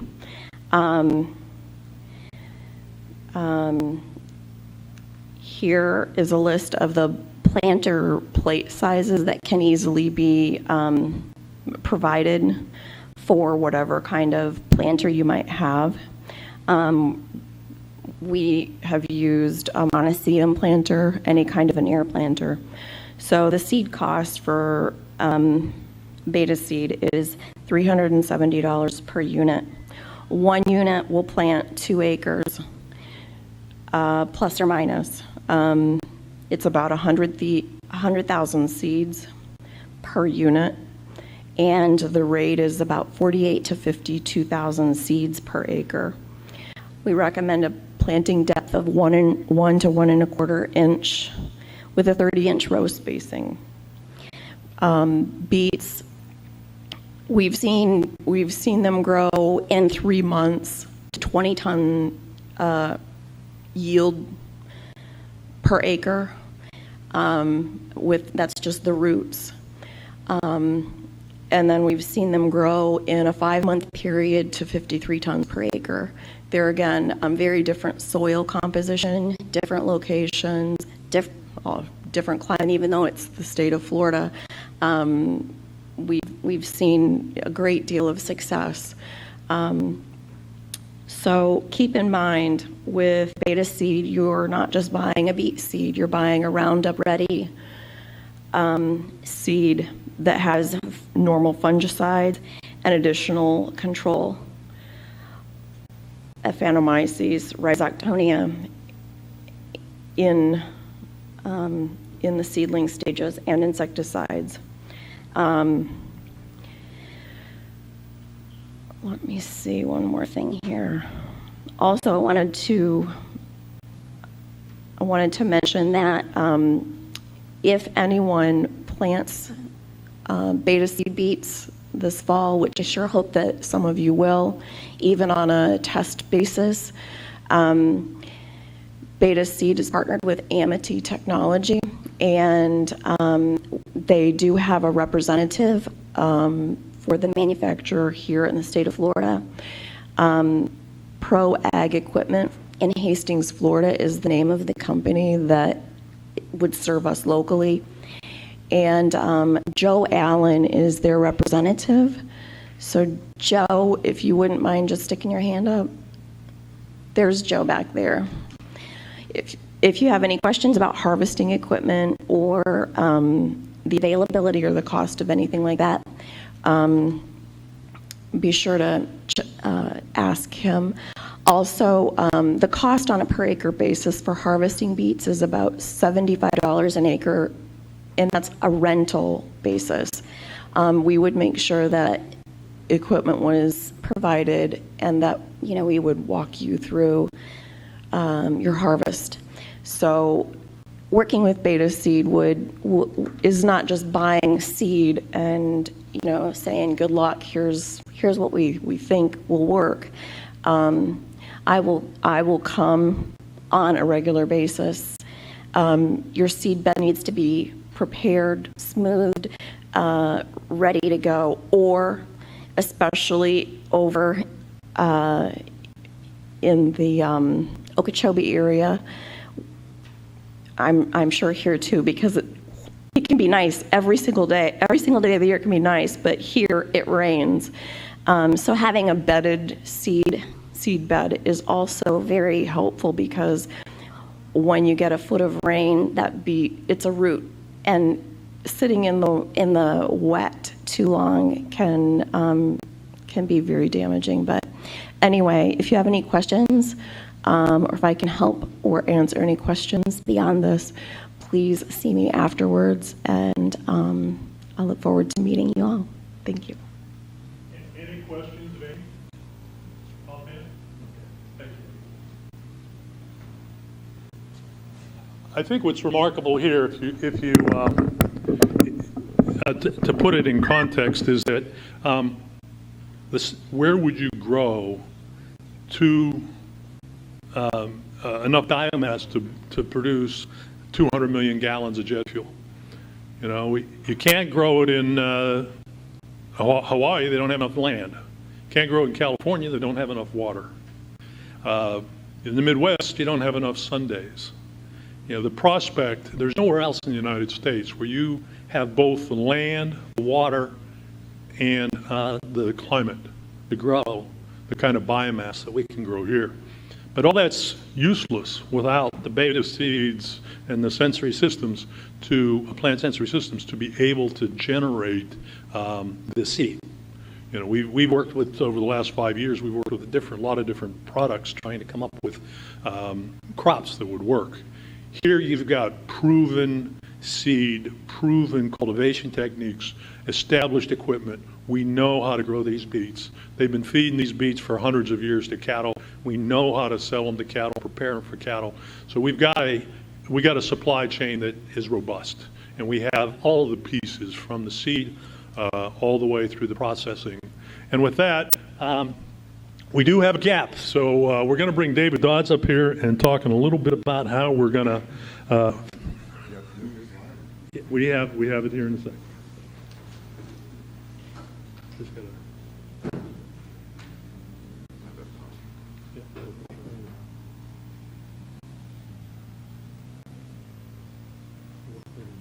I have one slide. I'm a process chemist by training, but I spend more time doing biology than chemistry. I'll be deliberately provocative and say that synthetic biology is just chemistry conducted by other means. I've said that a number of times. If you're a biologist and you think you're doing something different, you're still making a molecule, you're still doing chemistry. If you're a chemist and you ignore the methods of biology, then you're not doing your job as a chemist. But that's besides the point. About 45 years ago, because I was a small guy and a city boy, on the farm where I worked for a couple of summers, I was the guy that had to go and get the equipment on a rainy day and move it from the right field to the wrong field to the right field or back up Fitz Island because everybody else was busy with something more interesting. And then the equipment got stuck largely because when equipment got stuck largely because I was in the wrong place at the wrong time or using the wrong piece of equipment, I learned pretty quickly that you have to be efficient in your operations or stuff doesn't work. So this is the plan. We're going to grow our beets, we're going to chop them up and run them through, and I'll let Randy talk about this later. A small device that's not just a big slicer and a big pile of stuff with a conveyor and hot water. We're actually going to run it through a piece of equipment that hopefully can be mounted in the back of a trailer on the truck. So I really want to ask Joe about equipment. We've got a grower in the room, about how we're going to do this on a small scale on a farm, a couple of acres. Obviously, we're not going to rush out and build a $200 million centralized plant that's pulling in 50,000 tons or 100,000 tons of beets on day one when it opens. So at the end of this, we're going to have a pumice, a paste, a slurry. We can do a couple of things with this, and I need some input because there are some binary choices here. We can take the solids out and leave the sucrose, the sugars behind in a liquid stream, or we can keep everything together. If we take the solids out, we can run those off either directly to silage, if you want to put this in a pit silo or a bunker silo. That should work as far as I'm aware. Let me know if it won't, or if it can or cannot be mixed with corn or sorghum silage or grass silage. Or do we send it off to a pellet mill, which that means is going to have to be dried. Pellet mills can do that, but it's an extra process step. So I'd like to know, should we actually take the solids out at this point or leave them in? And if we do take the solids out, do we want to go silage or do we want to go to pellets? That would be a very helpful piece of information. And we'll also do something to determine what type of equipment we're going to have. If we leave the solids in, we don't need a filter or a press that's going to be transportable. We can just take the pomace right there. Well, that's one of the co-products. That's going to be our feed co-product. The other is the sugar, which we're going to run into one of the processes, the biological chemical processes that are going to make the things we want, either ethanol or ultimately the jet fuel or diesel fuel for the tugs on an airport. So we can do that either with or without the solids in the fermenter. If we take the solids out, that's fine. The solids kind of go along for the ride and will be left in the stool bottoms when we take out the ethanol, if we're making ethanol. Or we concentrate the sugars, and for that we're going to need some kind of evaporation, multiple effect evaporation, to give a sugar syrup that's suitable for fed batch fermentations such as Amyris and Gevo and others would use in their particular facilities.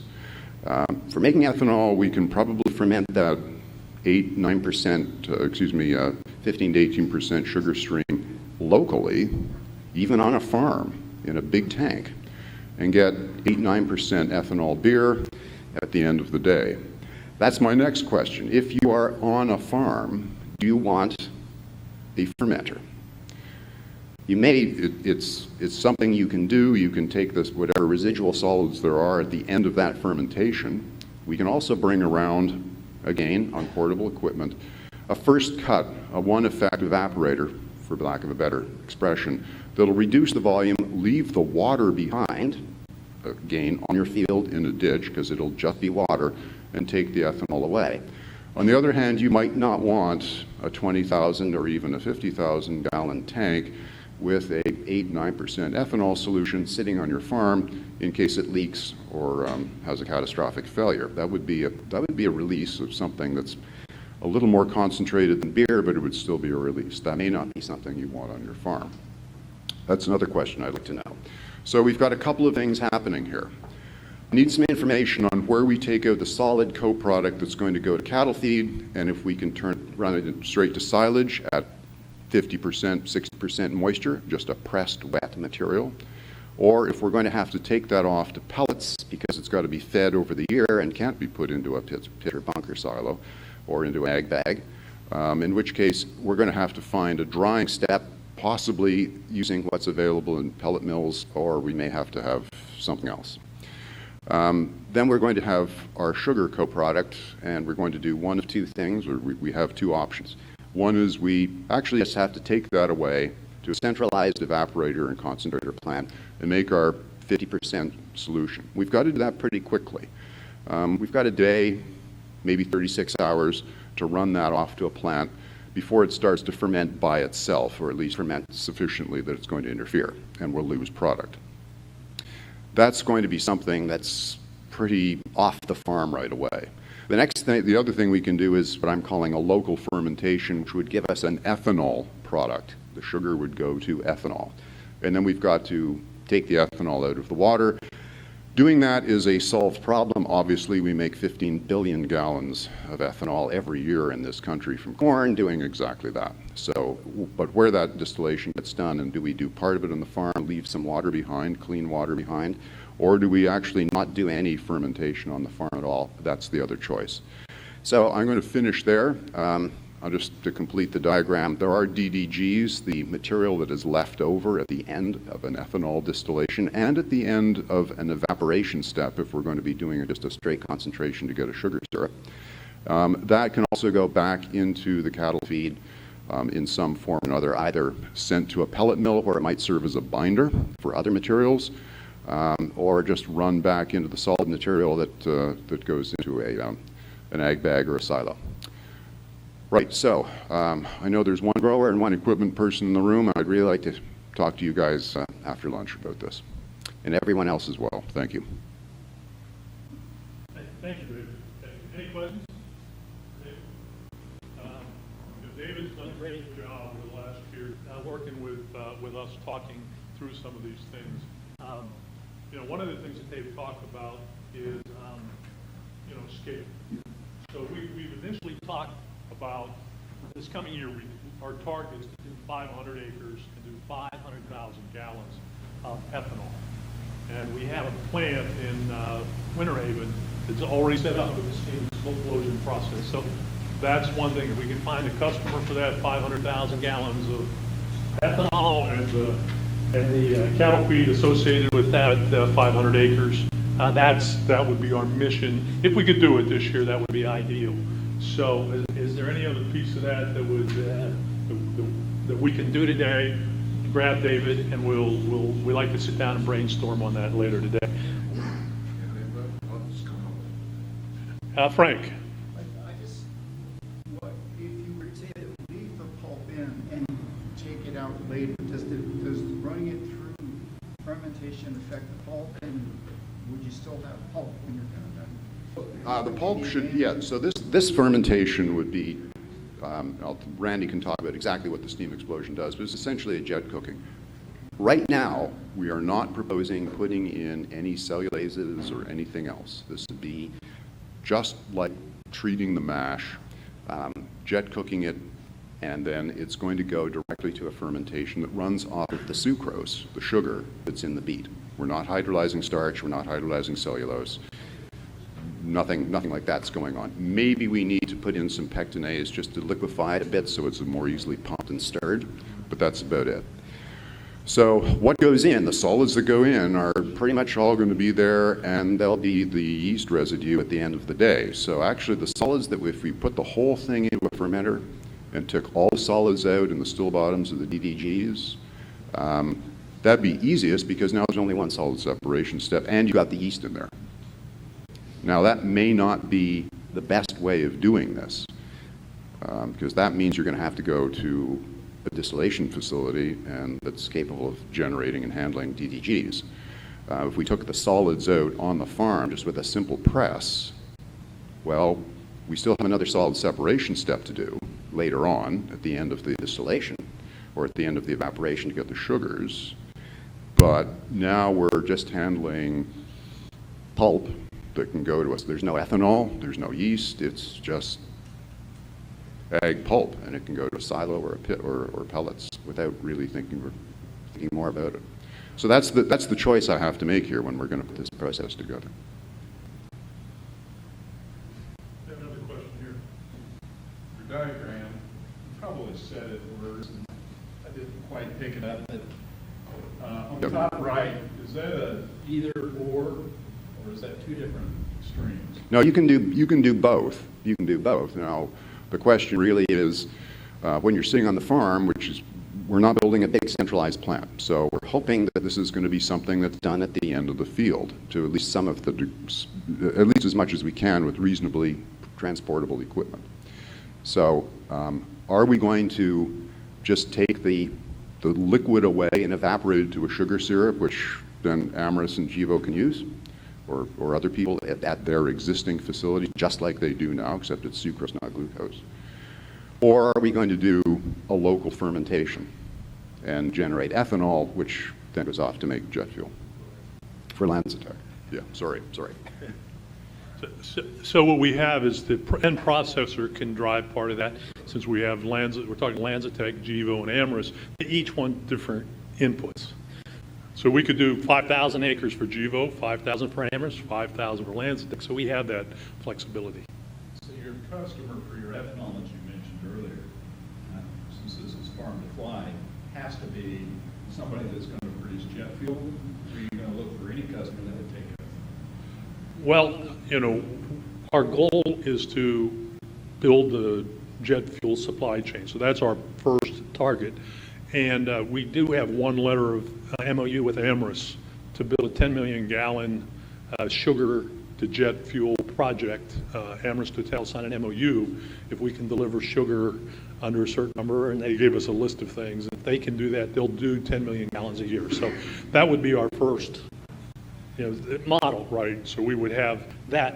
But recognizing that we want to build a community of beet and sorghum growers, we want to have people maybe doing perfumes, people maybe doing rum, people maybe doing a lot of different things. So it's not, we have 500,000 acres we're trying to recapture, so there's room for everybody. And so the reason for the question is certainly we're here because the jet fuel.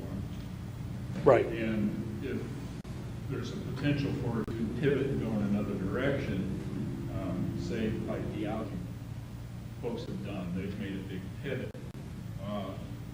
There's a different title needed for what this. Oh, no. Our focus, we recognize that other people could use pieces of this study to do other things. The key, the point I think that you're making, or related point, is that if we have an offtake agreement from an airline or airlines, we've talked about having maybe 3 or 4 airlines do a cooperative agreement and say, we'll buy 50 million gallons at this price starting in 2020 and going out 10 or 20 years. Well, that would bring the growers interested in participating. They would be contracted in for that term. And so it would be a cooperative effort. We've talked to the finance, the bankers, and folks. They want to have a customer at the end. The growers want to have someone buying their product. And as long as that whole supply chain is an integrated supply chain, it works for everybody. Where we're trying to get creative is you buying 100,000 gallons of ethanol doesn't do you any good. But we need to get in the ground next month. And it's going to take a little bit longer to get the airlines satisfied that this agreement works for them. So to get all those pieces in line, we're saying let's do what it takes to get the growers $1, get them covered on their cost of cultivation so that we can build a community of beet and sorghum growers. So comment on that as well. I did want to say one other thing here is that, the nutrients that are coming into this is also an important piece of this, because remember that algae issue, you mentioned algae. What we're thinking is the other side, the nutrients that's coming from septic tanks and ag runover off. If we do biofuel buffers to capture that, the nitrogen and phosphorus that some people have to pay for is going to be free for us. So that's going to reduce our cost for the sugar again, to reduce your cost for the jet fuel. So that's a piece of it. So. Yeah. Let me just comment on that, and I think it's probably best to talk to Dave about that, because he's the converter of the alcohol. But 2 points on the product mix question. One is the person who I learned about the significant of product mix was Dave's current boss, Jennifer Holmgren, who used to be at UOP. And it isn't, from a package rate point of view, I'm sure you guys have a similar model to the passenger side. But the important thing is that you're carrying a mix of passenger types. You'd like to make all perfume, but there's no market for perfume. But in order to have the scale of the facility work, you need to have, we'll call it the cheap seats. We're the cheap seats. These guys aren't paying, and you're not paying a premium. So it's important to have that product mix and have those high-value, low-volume products in the mix. Because I would ask Jennifer in her UOP days, she says, why are you bothering with us? We're a pain in the butt customer. We're totally rational. We're not paying an extra nickel. Why do you want us? And then she explained that concept, which is very much the same way you fill an airplane. The other thing about ethanol is that there's a lot of issues with ethanol with something called blend wall. And how far can you go? Arguably, the ethanol market will be saturated, and therefore there's a lot more need in the jet fuel market. The interesting part of the jet fuel, and probably the bigger challenge, is there's always a pricing premium for jet versus diesel. So if you're making, or in general, not necessarily in all fuels, but in a number of them, heat for fuel, there is a premium.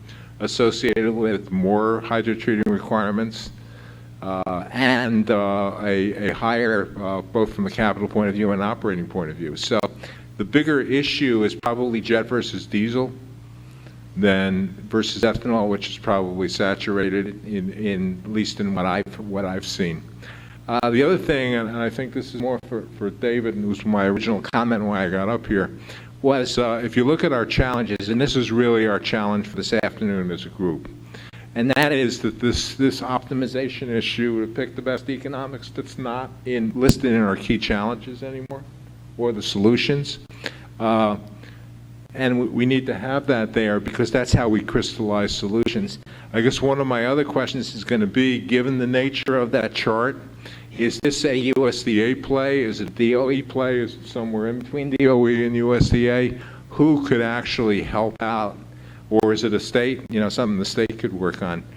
We need to have a real focus as to who's going to help us optimize this solution, because that's part of the challenge that we need to address. Is that fair, David? Yeah. So why don't I clarify that right now and just say this: any ethanol made in this program is going to be captive to jet fuel. And if going through an ethanol molecule is the best way to do chemistry to jet fuel, great. If it's something else, then we'll do that too. But right now, no one's giving us $250 million to build a plant that I can, pull feedstock from and pay farmers, pay growers for 10,000 acres of beets. So we're going to do this at the bottom end of the scale. We're going to do it as efficiently as we can on small scale, things that can be moved around, and show that it works, and that money can be made along the way. So that's it. Thanks. Yeah, the thing to keep in mind when you think of sugar beets is the U.S. they grow 1 million acres of sugar beets for human crystal, and they grow 1 million acres of sugar cane for human crystal, and that's in a parity system at USDA. I think it's called Title I, and that the government buys and sells and controls. You get an allocation. What we're doing is outside that. The sugar that we have here is totally outside the Schedule I parity program. We don't have allocations, so what we're trying to do is develop a community of growers and the infrastructure and technology and financing and crop insurance, all the pieces that go around that. And we're starting off at 100 acres, 500 acres. We want to get to 200,000 acres. And so we said the step is to take this, see if we can get 500 acres in the ground, produce 500,000 gallons of something, sell it, produce, produce 3,000 tons of cattle feed to make sure that it's nutritionally satisfying to the dairymen, and cattlemen make sure that they know the nutritional content and that there's a market for that. So those are the building blocks long term. Now with that, Dr. Cameron's going to tell us how his steam explosion process works. And this, in his experience, it came out of the citrus pulp, pellet, and ethanol production. So, I'm going to abandon Randy. Thank you so much. This project, the process that we're talking here started about 10 years ago, is looking at what can we do with citrus peels, residues from citrus processing, juice processing. And it was developed at our part of the U.S. Department of Agriculture, Agricultural Research Service. Now we're located at the U.S. Horticultural Lab next door. And in our part of the plant, we developed with a cooperative agreement with a private entrepreneur who Ben alluded to. The company's name is Renewable Spirits. And we developed a process to take citrus peels, and convert them to ethanol, or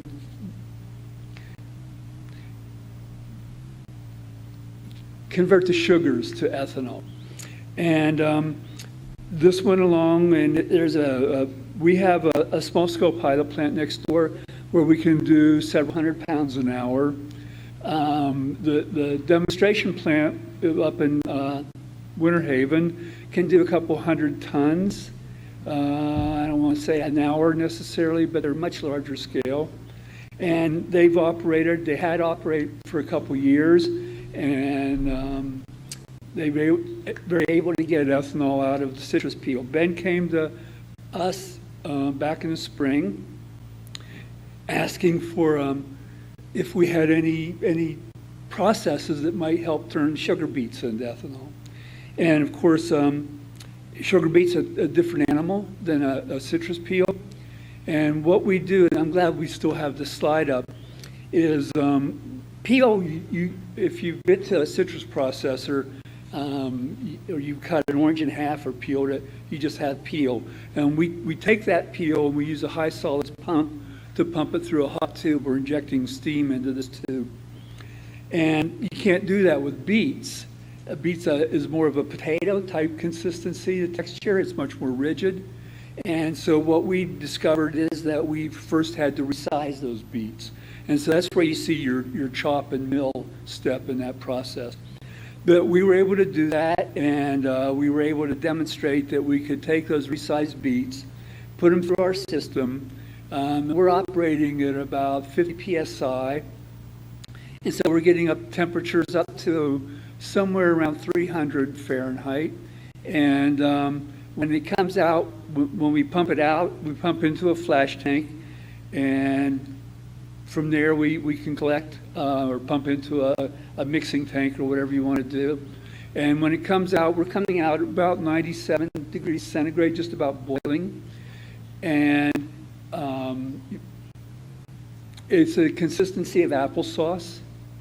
Now we've taken this, we've done some preliminary fermentations on it.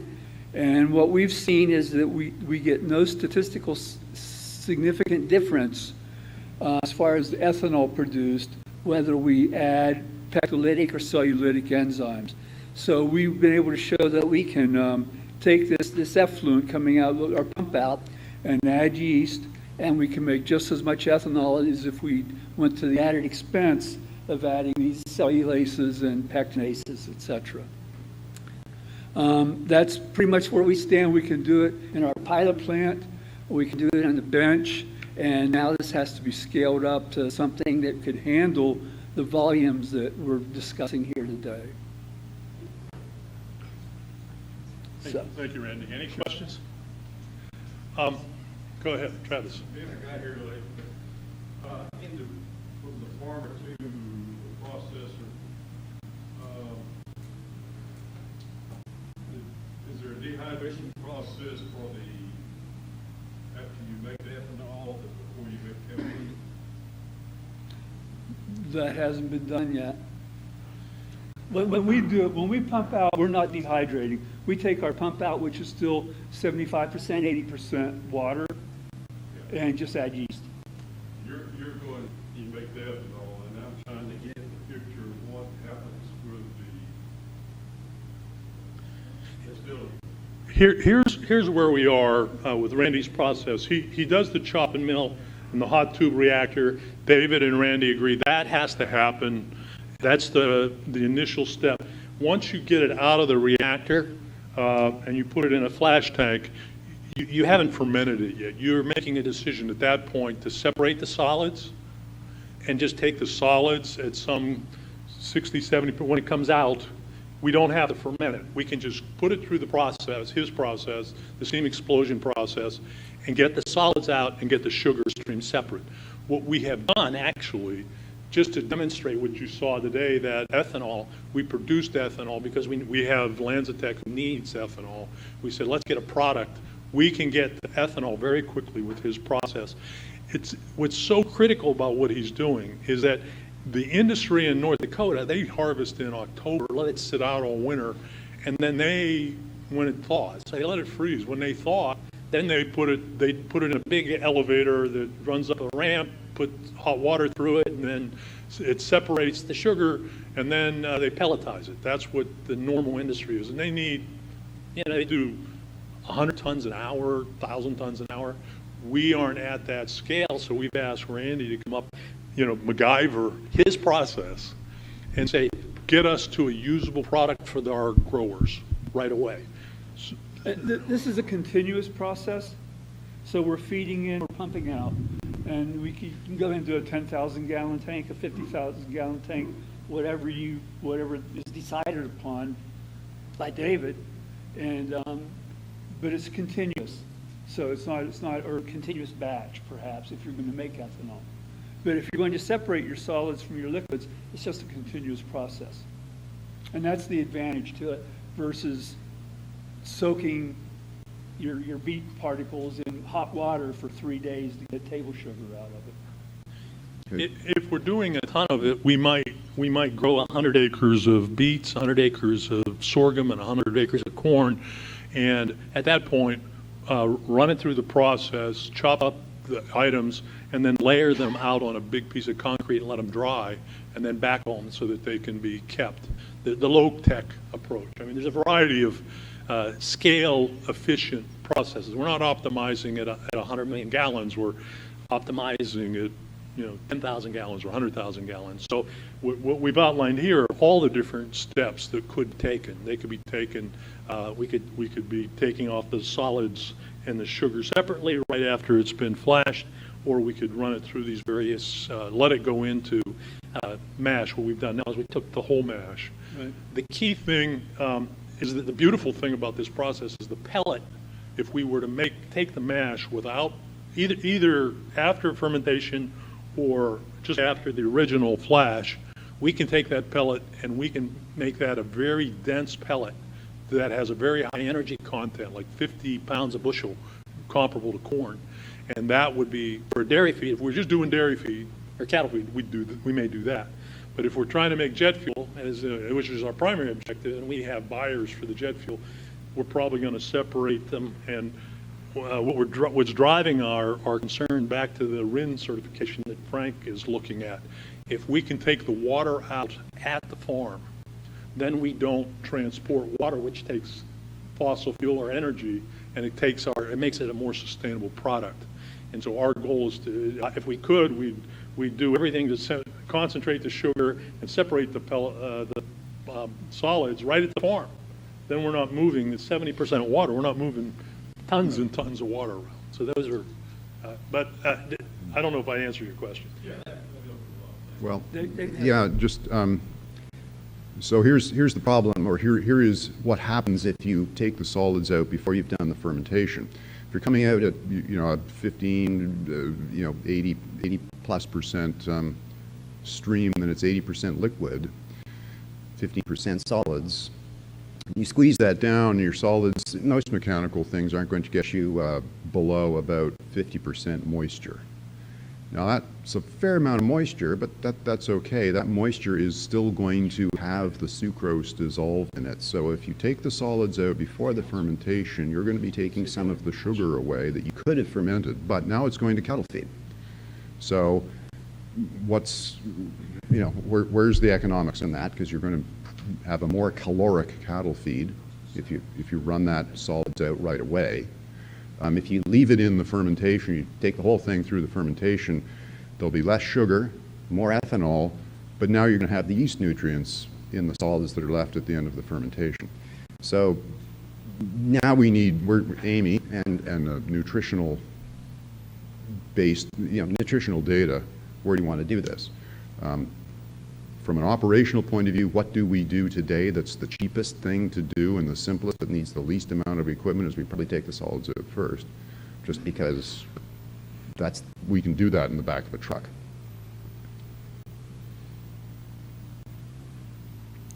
Okay.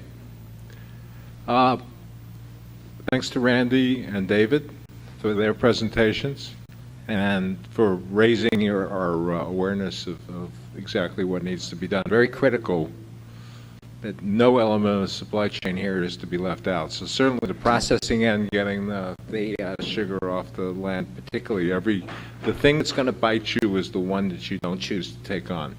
And that's why you identify challenges. Any other questions for any of the speakers? Thanks to Amy as well.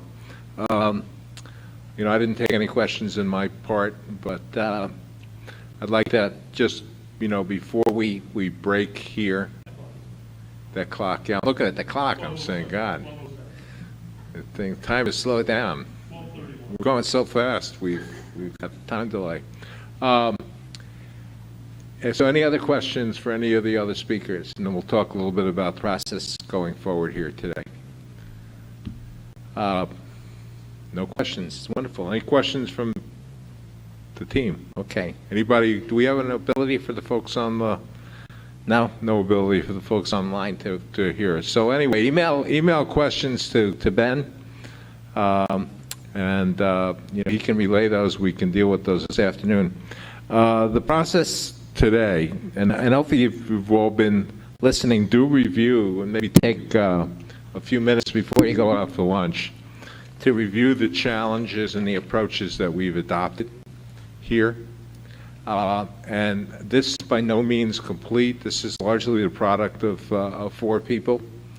We want to make sure it's the project of as many of you as possible, because everything that we identify here in terms of a challenge and a process will become something that we choose to work on, and beginning next week at the CAFE meeting. And we'll all be there. Dave will be there as well. And people from FedEx and American will be there. So let us know so we can make sure that our folks work to advocate what's necessary for you. Do look to add to those. We also have to make a decision as to what kind of a breakout scenario we have. And I know a lot of you would like to hear, certainly one person I know, would like to hear what everybody thinks about, every piece of the action here. What I'm going to suggest now, and let me know what you all think, is that we break into start with 2 groups, but cut down the amount of time. We only have 15 minutes for wrap-up. So perhaps the better approach is to, my suggestion is that we look at both the agricultural production and processing piece with one group that would stay in this room. I assume that would be the larger group. And then look at the policy, regulatory barriers, issues perhaps for the end customers and the processors specifically, and do that in that smaller room that will deal with the kinds of things that we need to do to work those issues. And those would be items 2 and 3 on the list. I am absolutely confident if you think we've addressed this all properly, we like to think we did a good job, but my suspicion is we haven't addressed everything that you guys are concerned about. And we want to make sure that the report we give to Joe and the USDA and what we circulate really has as complete an opportunity to lay the challenges out, because everything that you identify as a challenge will find certainly an advocacy and potentially a home in our work at the state level, at the USDA level, at the DOE level, and certainly at the CAFE level. So that's the goal of this afternoon. So is the idea, so if we made this a 2 to 3 breakout by 2 teams, and then came back and did 45 minutes of our overall discussion of where we ended up, would that work? David, does that work better for you? Yeah? Okay. Anybody else? Does that process work for everybody? Do we have to, where are we going to go this afternoon, by the way? At 12:30, we're going down 219 down south. You go out, take a right, and then make a left at the far end of the building. That's where we're eating lunch. Okay. So Joe's going to give us an overview of USDA at lunch. And so we're sitting at 12:11 right now, so we can break and then meet down there at 12:30 for lunch. Okay. And then we would be back here, depending on if lunch is handled, we could get back here at 1:45 and move it up a little bit and come back here. Second group can stay. Second group will stay over in 219? 219, and then. Okay. And then when we're all done, we'll come back. Yeah, so those who want to work with that. Now, one thing we will depend on is we don't have any student scribes here today. So each of us who will be leading those sessions will be looking for a volunteer scribe to help write these things down, and what we write down will be consolidated, and we'll put it into the report. And most importantly, and I can't stress this enough, it'll be what we focus on and what we present in meetings that we're going to have with DOE, we're going to have with USDA on the side at the CAFE meeting. So it'll be really useful to have that information all written down and well consolidated, not in a month, but within the next week. So with that, I'll give you a little break, to check the phones if you haven't been doing it all the time while you've been bored here. And then we'll join down at 12:30 and 2:19. We got to go outdoor. Jog down, just keep going south. South. You go out, make a left. You go right, left. Okay. You'll see the crowd. We'll have to. Okay, somebody's going to lead the way. All right, thank you.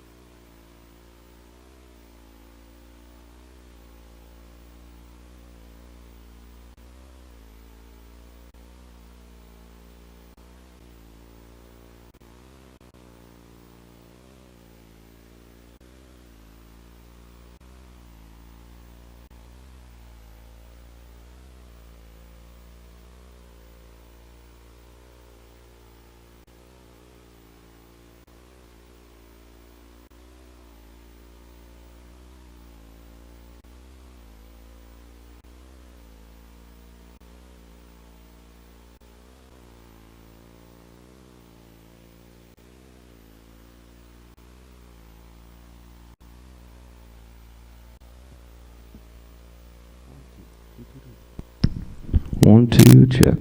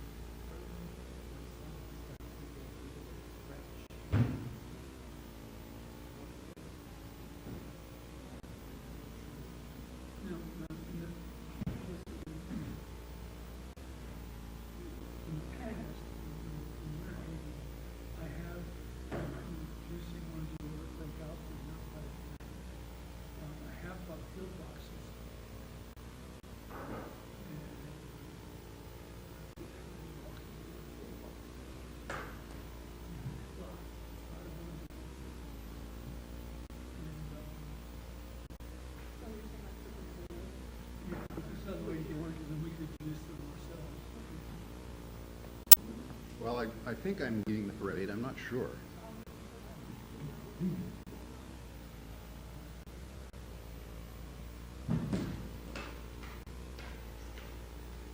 You're up front? No, I'm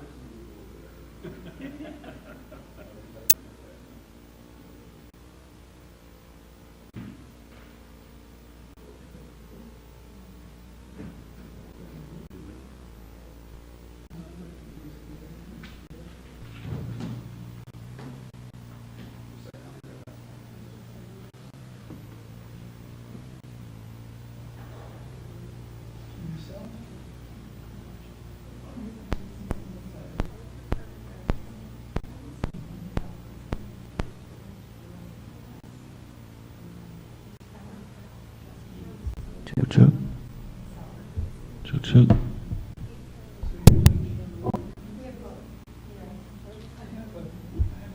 1, 2, check.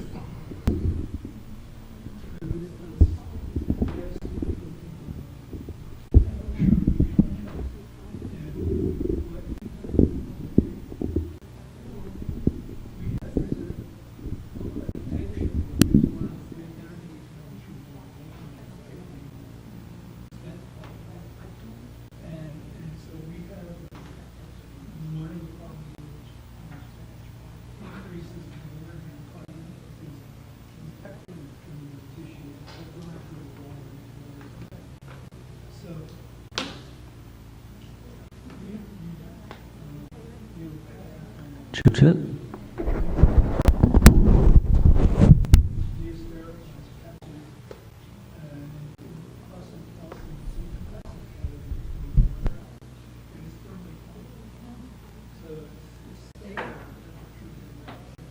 Does everybody have a printed copy of the report?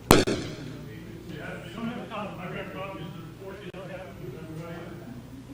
Everybody got one? You need one? I got one.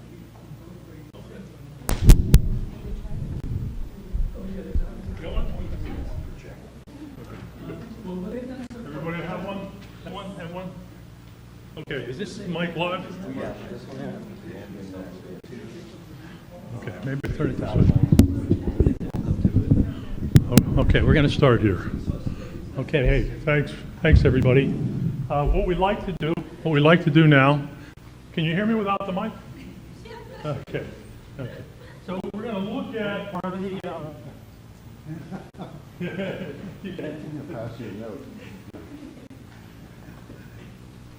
Okay, so let's look at the challenges. Let's focus on the challenges. Key challenges. I think they start in 20.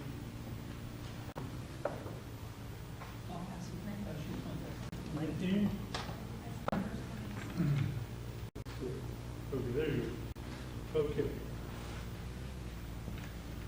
So with that, again, on page 19, I'm going to just read it. The key challenge is post-harvest sugar beet processing is required to stabilize sugar from beets. Equipment availability and processing ownership is currently undetermined for next phases of the project. The project team should work with growers to move the process to a local group of farmers using truck-mounted post-harvest steam explosion beet processing and biodistillation equipment. Okay, so that's kind of our... What page? We're on page 19. 19. Okay, so first off, do we agree that that's a key challenge? Everybody agree that's a key challenge? Okay. So we're good on the key challenge.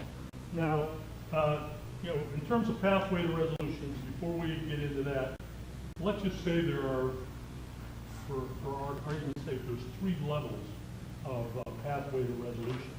One is to process at the farm or a group of farms. The other is the centralized processing. And then the third option is a hybrid. That's all you can. You can do it on the farm. You can do all of it essentially. Just take the beets and take it to a central processing situation. Or you do some at the farm, some at the central processing. The other question is the scale of that treatment. It depends, are you doing 1 acre, 10 acres, 100 acres, 1,000 acres, 100,000 acres, right? But clearly, if you're doing 100,000 acres, you're going to be putting that plant right in the middle of that 100,000 acres, and everything's going to happen at that 100 million gallon plant. So the question that we've raised is, what if we did 500 acres this year? What would we do? So maybe we should outline that a little more. Maybe discuss it a little bit more in the report, but the discussion here, now I'll talk to the pathway. This pathway is to move the process to a local group of farms and have movable equipment. That's envisioning a 500-acre harvest, planting and harvest. So if we did that, you got a question, I can see. Yeah. What's the transit time that I'm allowed to have before the beets start to? Oh, okay, good. So it's the time between harvest and juice, maximum, it's 8 hours. Okay. So that's if I could do something like for seconds again, if the treasure goes in a couple-hour radius. Right. I do from the field to a site, which could be a clustered site to support a cluster of farms. One idea that we had is, we had the folks from United Feed here today. They're the logical buyer of canopy from this, or, dairymen, the members there, cattle. Put it at their facility so that they can monitor the quality, Chovy, and then the farmers, or if we had, we also had 1 or 2 growers who said, we'll do 250 each. We just put it on one of the farms. That'd be the other solution. And so the whole goal was to reduce the amount of shipping and transport. We want to move water. You've done the transportation business. Right. Well, ultimately, we never really wanted to move water if you can help it. But right now, we don't have a plant. There's no centralized, or there's no place to go. So the easiest, most direct solution is put it on the truck, can take our pilot facilities. Just think of this as a pilot plant. It's not the final commercial production facility. It's a pilot plant. And cost efficiencies are, as long as no one's losing money, don't worry about the cost efficiencies. As long as the builders get paid, no one goes into debt. So is it easier to build something in a truck that we're going to use maybe just for one season, in half a dozen places or a dozen places, and then we never use it again? Or should we be a little more aggressive, a little more ambitious, try and find a site, Kobe, or out on the LS9 facility at they'll let us, something like that, and do something that's reasonably permanent. And so when we go to 1,000 acres next year, we don't have to build new equipment. And that is always the dilemma when you build a pilot plant. You don't want to be building a capacity that you're never going to use, but you don't want to have to rebuild more capacity next year for the same cost. What's the equipment? You mentioned So we you have got a a steam truck, you got a chopper, yes, and then you have a. So this was Amy was talking about. There's also the beat tops, which was not in my presentation. So that's done as part of the harvest that the tuber comes out over here and the greens come out over there. Fine. I mean that's a solved problem. If it's not, then that's another process step that we have to. Yeah, typically I think it is flailed. So Harvested by the machine, you get just the meat on the top. Okay, so that's fine. And the top, we don't have to worry about that. There's a place for the tops to go now. They go right to the cattle feed. What happens to the tops? Often will be just left in the field. Oh, okay, yeah. We just chop it and dump it around. That's fine. Runoff's not an issue with that. It has no value as cattle feed.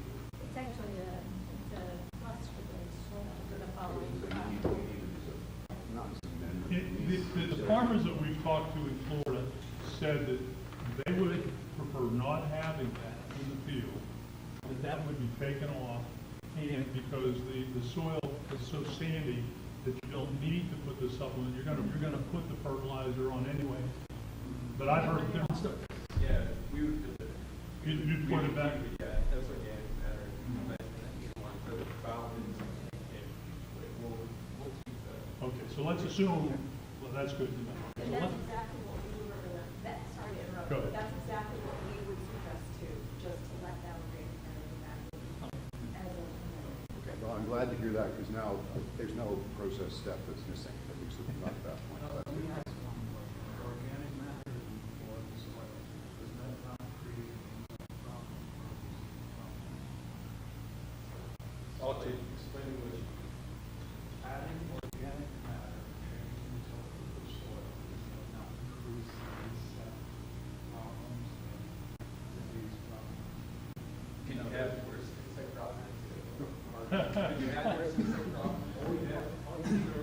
Joe, you till would they typically till leaves back in the soil? Is that when you say it, or Amy, is that recommended? You just till it, you cut it, flail it. Florida temperature it oxidizes. Yeah, it has some organic matter, but that's why we're hydroponic farmers here. So that is an issue. No, I'm saying it could be an issue, but I agree with you. Not creating Increasing the soil. soil is magnificent, but it also will. I mean, that's the fact. I guess I'm curious because we have, this is the largest dairy producing area in the state of Florida. And the amount of manure that's created, kind of like the amount of organic matter that's just sitting in the fields.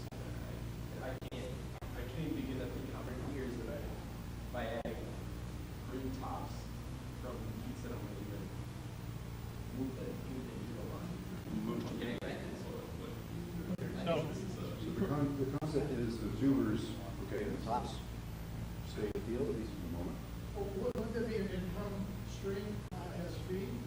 Well, that was my question. So if the tops can generate income, that's great, but if it's going to still.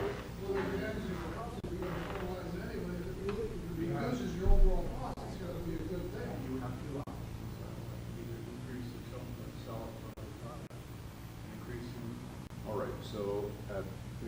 equipment level, the tops are coming out once you get the equipment, whether they go into a truck or on the ground. They're there, okay? So we can make a decision what to do with those tops. It's not that we have to add a step to separate the tops from the tuber, that's all they have. First you do is fly truck. Well, right, yeah, that truck is not right. So that's fine. Now we've got the tuber. So the process, as Randy has it arranged now, was to go through a steam explosion. And back in the mists of time, I'll put words in Randy's note, the reason to do that was to get at the cellulose and sugars. Steam explosion is a way to get the cellulose fiber broken parts, the enzymes we get in. And there we go. We could do that.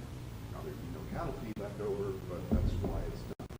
That's why we went down that path and why that process was developed. We are not going to get after the cellulose sugars. What we're doing now is we've got a continuous process that there's a chopper, a Fitz mill, which is a second stage chopper that takes things down to about,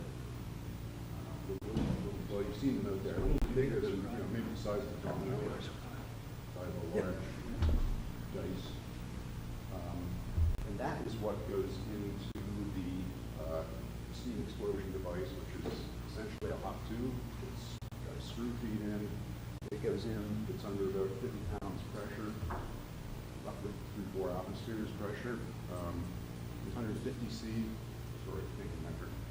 And so you can stop me if I'm wrong. Keep going. It's got a resonance time of about 2 minutes. Thereabouts, it goes into what's called flash tank, where the pressure is released.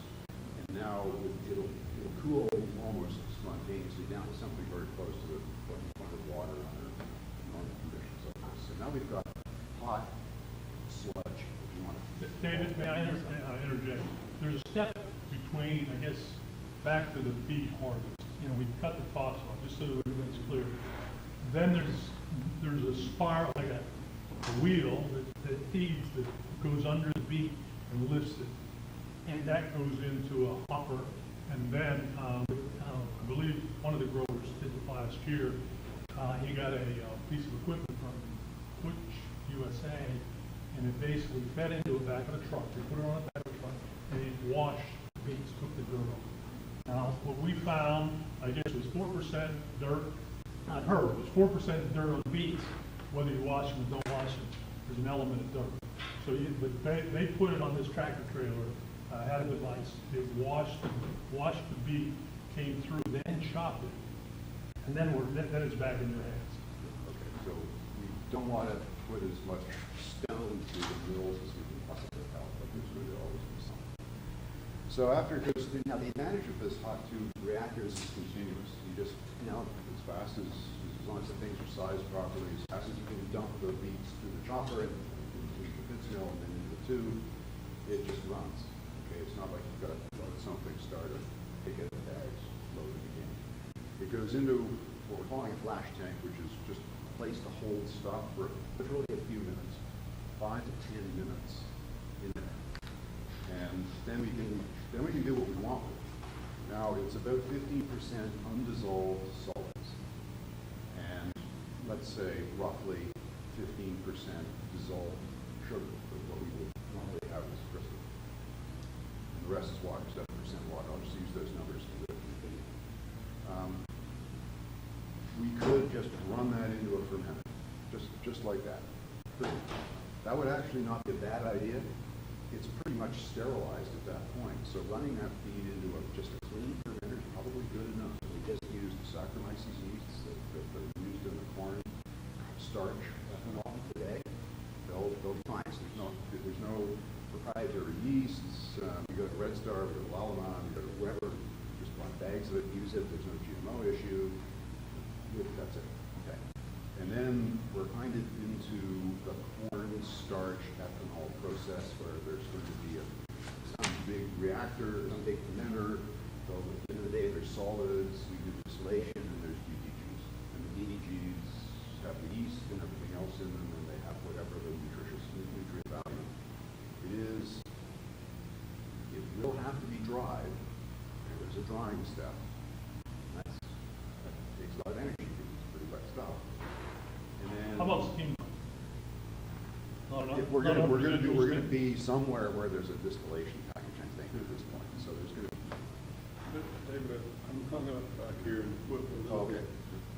got this tank where you're holding this material as it's, say, 15% solids, 15% sugar, 70% water. This is in a tank. Yeah. Is this where the enzymes are introduced, or after it leaves that tank?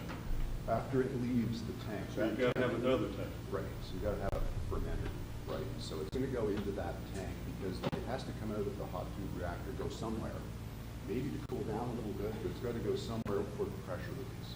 Is the critical size for a flash tank?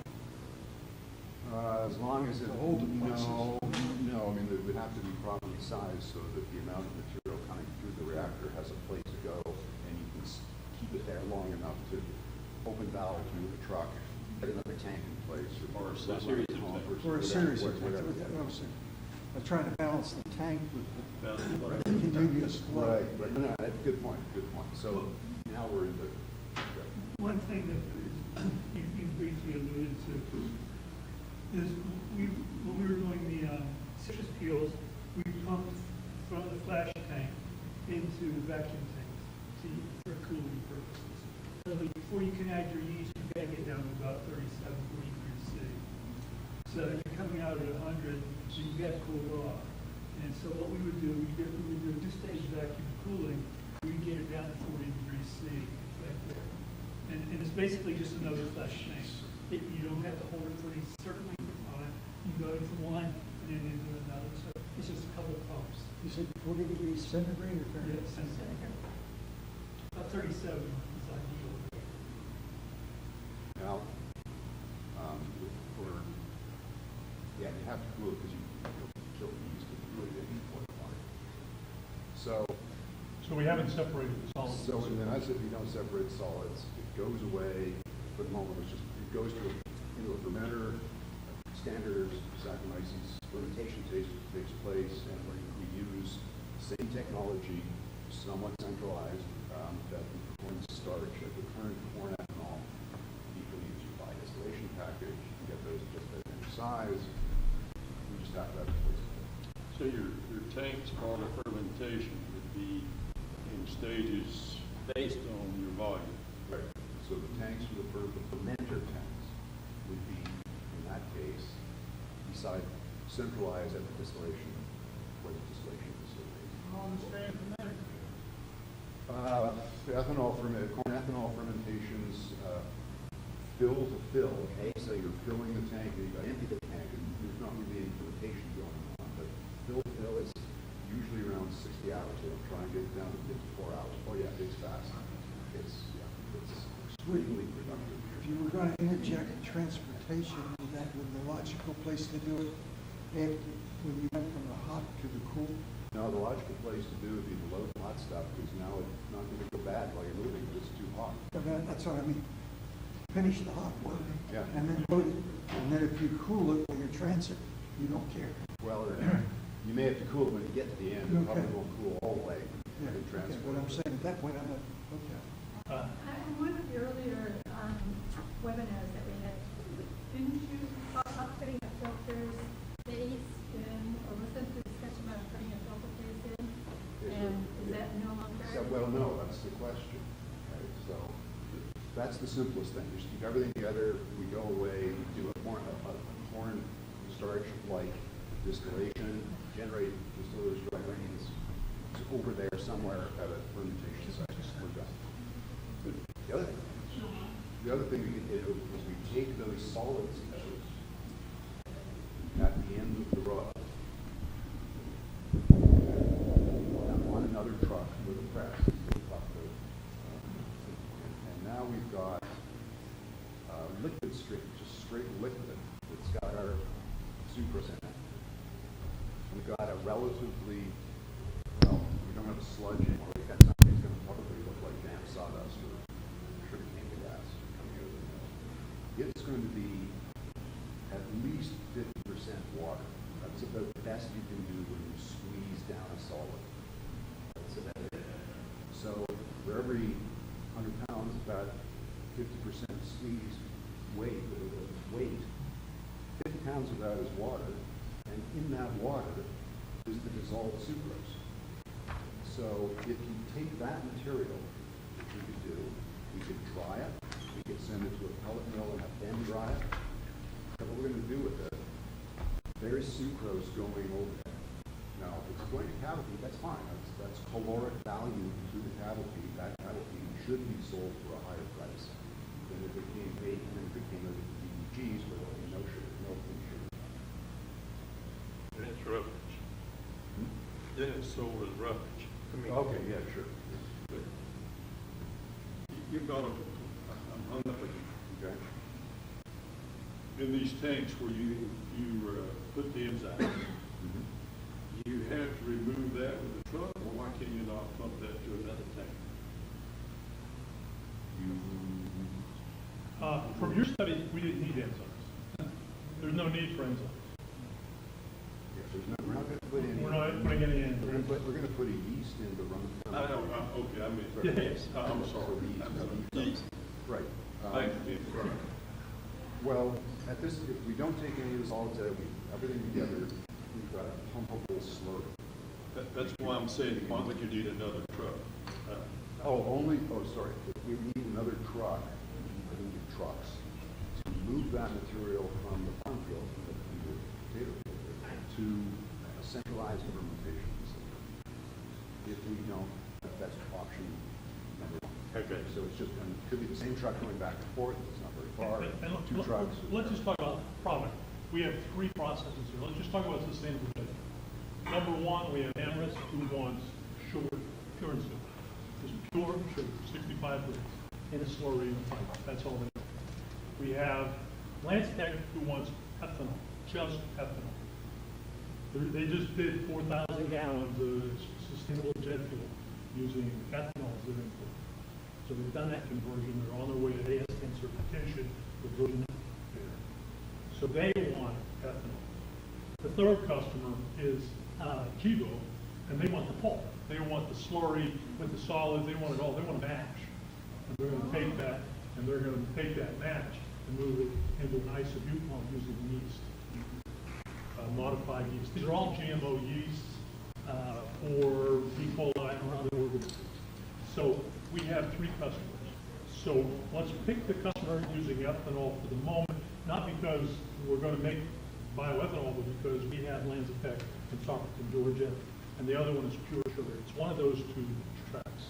And the other product is cattle feed. The one thing that's coming out of the conversation for me is we pick the customer, because when the oil prices dropped, I know of a consulting company who put all their eggs in one basket. With the oil, upstream oil people, they don't exist today. And so thinking you pick one customer and they don't exist tomorrow, you're in that position. So if we do sugar, if we do sugar, they all. Really? If we just do sugar and cow feed, you can always get to the other products, right? Is that right? Yeah. And what Christina, would that, if we could do sugar and solids, would that be feasible using the steam process? You just separate. Yeah, we just do The separate. steam process just gives you a mash. So we take the mash and we're just going to separate to get sugar and cattle feed. So I think that's the process we're going to focus on. But the next two outsource downstream, Your main they have customer to is the process airlines, and downstream. they're mandated by the government to have this infusion in there, how's it gonna go away? No, what's going away is the intermediates. Jim, what's going away is the bioprocessors have different GMO microorganisms which use different inputs. You know, they come, the jet fuel's the jet fuel from all three, but they're buying from the grower effectively, or the co-op. They're buying the stream. They're either buying the slush or the sugar or the ethanol. So I think what we're hearing here is that we want to get to steam explosion to stabilize, sanitize, and miniaturize. Because by miniaturizing the particle size, which is steam explosion, now we have a very strong potential cattle feed, because the pellet can be very dense. It can be stored. It can be a very high level cattle feed. The smaller the particle, the beef pulp is very fluffy. And if you just make mash, it becomes a problem. So I think what we should try to get to a high-density pellet. When you talk to the feed co-op, they want that high-dense pellet because that gives them long storage life, easy transportability, low-cost transportability, so that, if you have big volumes of stuff that doesn't weigh anything, it's a problem. It costs money to transport. So, I don't, there's nothing in place now that's mandating the airlines to buy any jet fuel that has the same component of biofuel, and I don't know of any activity that's going to drive it specifically to have that. Is there some mandate that the future date? well, the mandate, the ICAO target is having a mix of sustainability. It's not the bioprocessing company. It's a biofuel. Yeah, and it's a net carbon balance. Right. All right. So that market-based measure, you start studying and looking at what the ICAO has actually put in there. The airlines can have a choice if they're diversified in a way. They can offset the carbon that comes out of the tailpipe of the jet by some ground-based offset. So they start using more of a product that is sustainable at the ground level. They don't have to do anything with what's flying in the air, as long as they can offset the carbon somewhere else. So we could do biodiesel for ground transportation. That's the other piece of this. Maybe that's the intermediate stuff. Ben. What? Yeah, one. Go ahead, Dan, and then. Two of those processes are less of an investment, would make more sense, because for two, you only have to burn that one, right? I mean, one, if you sell the slurry, all you have to do is turn into a slurry and sell The problem with the slurry is that, again, it starts fermenting on its own. Right? And the sugar, you've got to get to a certain percentage. So if you do sugar, I think if you do sugar and a pellet, then we stabilize the product. Right, that's what I'm saying. Less of an investment for the producer, for the farmer, or whatever, to sell the other two methods and try to make the end product. We have another question here. Let's. I'm just concerned, what's the energy involved in making the pellet? Is that going to affect the LCA, which would affect possibility of balloons? So how much energy? You're not going to get a win. No, but the whole process of using the yeast in order to get to the biofuel, we're going to look at how much amount of Canada does that with citrus salads, because they use the natural gas out of the way. They got a $200 million natural gas, this waste energy model here. Maybe we can use that, put a facility next door. Just keep in mind. Is there what's the trade-off between time out of the ground to when you start to have spoilage? We're going to say 8 hours. 8 hours. Is there a gradient on that? Nothing happens until 8 hours? So it starts in 4 hours. Well, starts in 4 hours. it's going to start instantly. Yeah, that's my question. Isn't going to be noticeable for 8 do I get paid a premium if I do it? Yeah, once you chop the beets.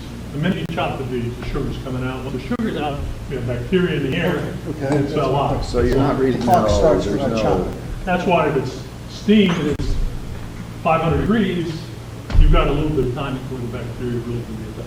Okay. So Dave, where do you think we would go? All right. So, yeah, it just the ethanol. The ethanol is a starting material for a chemical process that goes to jet fuel. It's not something that's going to go to the gas pump. It's the same ones. It's feed for the chemical process that Lensitech runs. They are going to buy it as a starting material for their process for the jet fuel. That's done. They do that now, so we don't need to talk about that. We just got to deliver the ethanol to the end of that pipe. So that's why we would want to make ethanol. So we're just going to make cattle feed.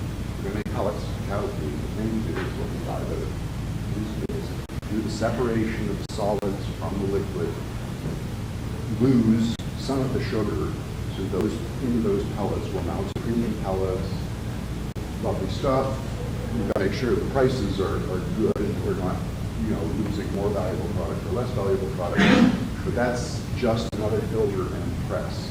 Now we've got to dry that stuff.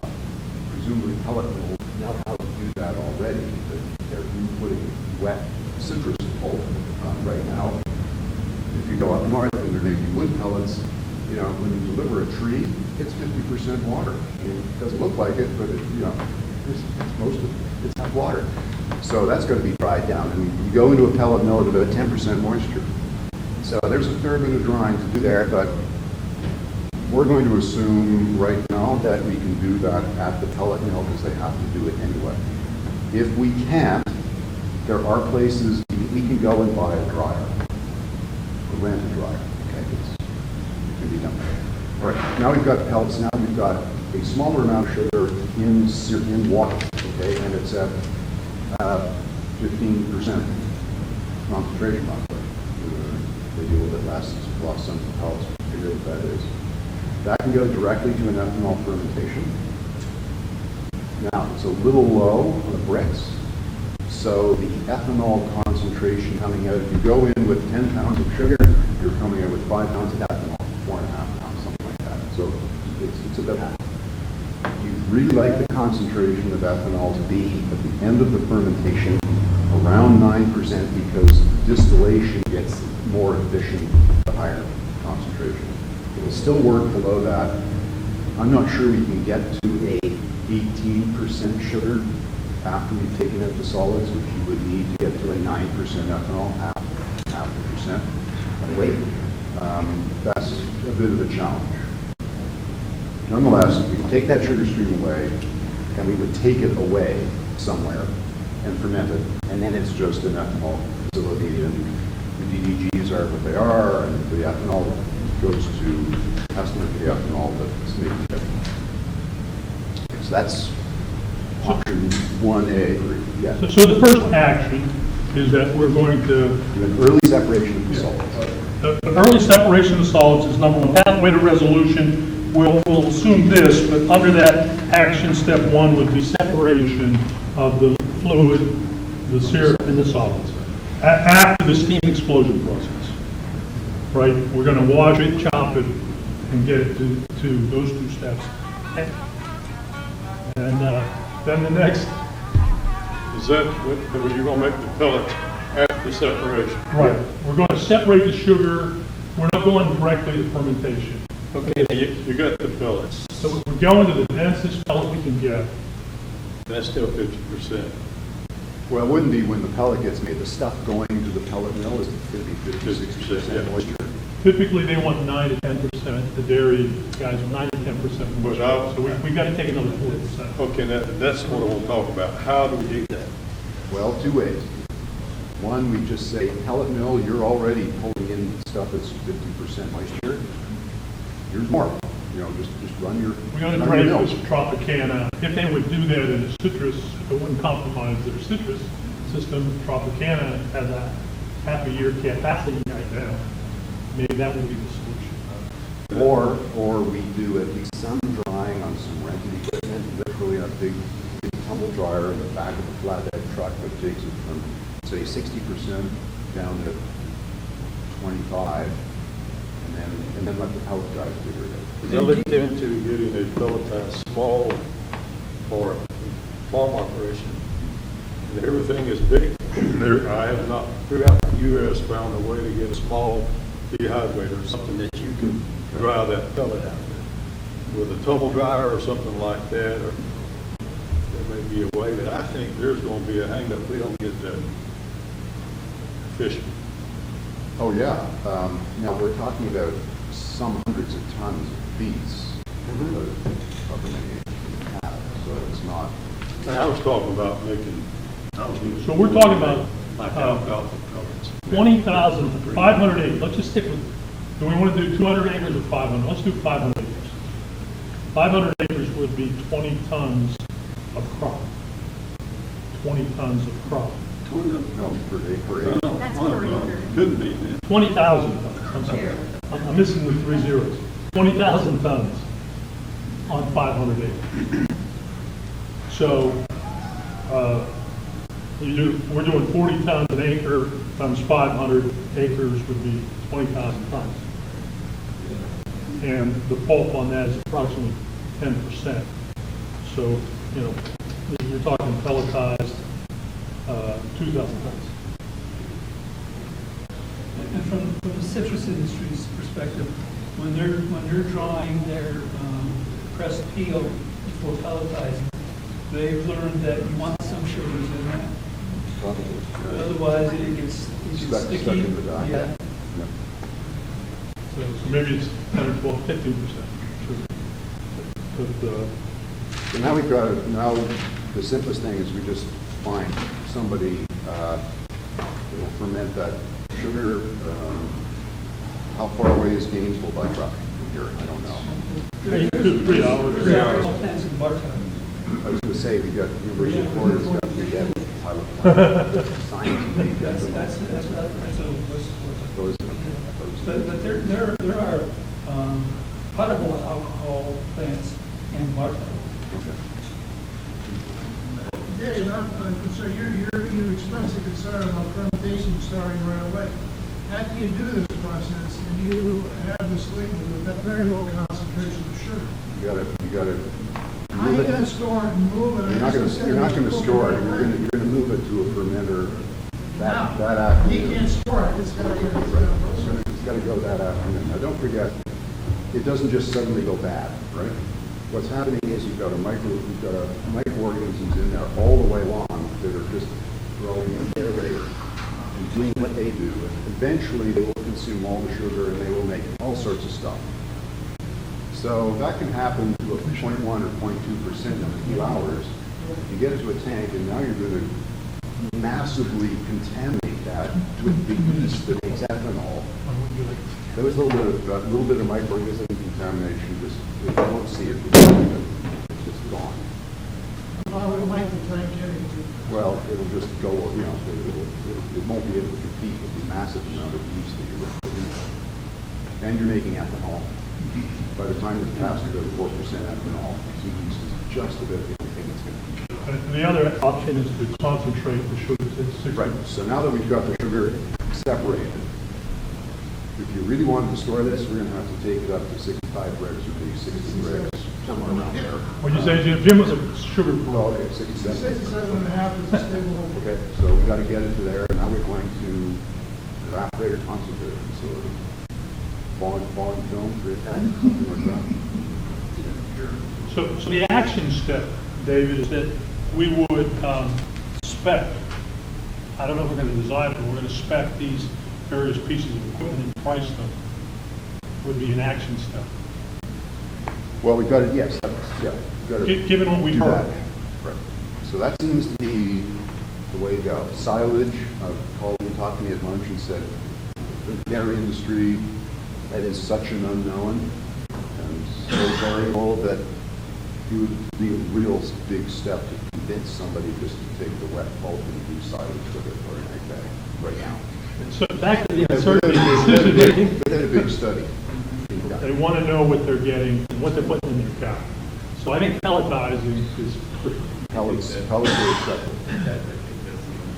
Economical way for fossil fuels as well. I don't think to try to create a system where we cut 3 different crops and then pile them for the dairy industry. Okay. So pelletizing, so we got to get. That's why I came to hear that, really. Okay, good. So what we're talking then is roughly in terms of, we're talking about 10% of 20,000, 2,000 tons of pellets. So the machinery's got to handle that in 30 days, 45 days. I don't know if you harvested 1 week or you harvest 500 acres over a month. I don't know what your harvesting capacity is, but I think the stopgap is going to be how quickly can we break these down for this getting spoken, because Well, does that mean you can make that? Almost. So it's got to do with the scaling. It's opposed to So it's driven by how much harvesting equipment you have in a day. So How many tons of beads being delivered to the end of the road per hour? When we talked to Push USA, they said their optimal equipment for beet processing is 100 tons an hour. So we're not at that level. You know, that would be 10,000 acres, is what they said. You know, optimally, if you're going to buy the biggest machine, the lowest cost of operation. So we're not dealing with 10,000 acres. At 500 acres, we're talking 20,000 tons. Just break that over. Let's say 20 days, 1,000 tons. 1,000 tons a day, that's only 125 tons an hour. It's 1/10. Right. So I think that's kind of our target, might be our target. Let's set that as our target until we know more. If I can just interject, I think I heard John say that the innovation has about 15 to 18 minutes per acre To harvest. to harvest. Okay, so that's 160 tons an hour, roughly 150, 170 tons an hour. Right. The acre's 40 tons. Yeah, 15 4 minutes. acres an hour. 150 tons. 150 tons. The equipment to harvest the field is special purpose equipment for the beets? That I don't, as far as. Amy, you have harvest equipment available potentially for this 500 acres, right? You know, Steve's online, and he was just saying that it's about 120 to 200 tons per hour. Okay, that's, yeah. Okay, perfect. You guys With the ever- self-propelled harvesting. You guys ever seen any potato buckets? It's the same exact, identical process. Just digger in the field of individual hopper. And you use the same tractor chassis with different shoes and plows? I usually have to ask. I think when they harvest out here, they had tubers that were, you know, adjustable. It's really blades that have different depths. Brian's over there. Dr. Bowen, you did tubers. How you could harvest different sized beets, right, with the same device, like a potato harvest. Yeah, it's actually easier with the beet harvester. You get just Lifts them up, puts them up, throws them onto it in there. So I guess the action items are, we've gone through this equipment, so now we've got a spec for 500 acres. We know what we have to get in terms of spec, and then we have to find out where we locate it, whether we locate it at the farm or located at Terry Coast Research Park or some central location, maybe to feed cover. Now, just, when I spoke earlier before lunch, I said, well, why don't we just run that juice into a fermenter on the farm, you know, just a big plastic 20,000 gallon tank or something like that. Dump the yeast in right there, and away we go. Because you don't really need to do very much inside an ethanol fermenter. You don't have to pump air through it, and agitation, just enough to get the solids going. That's about all you need.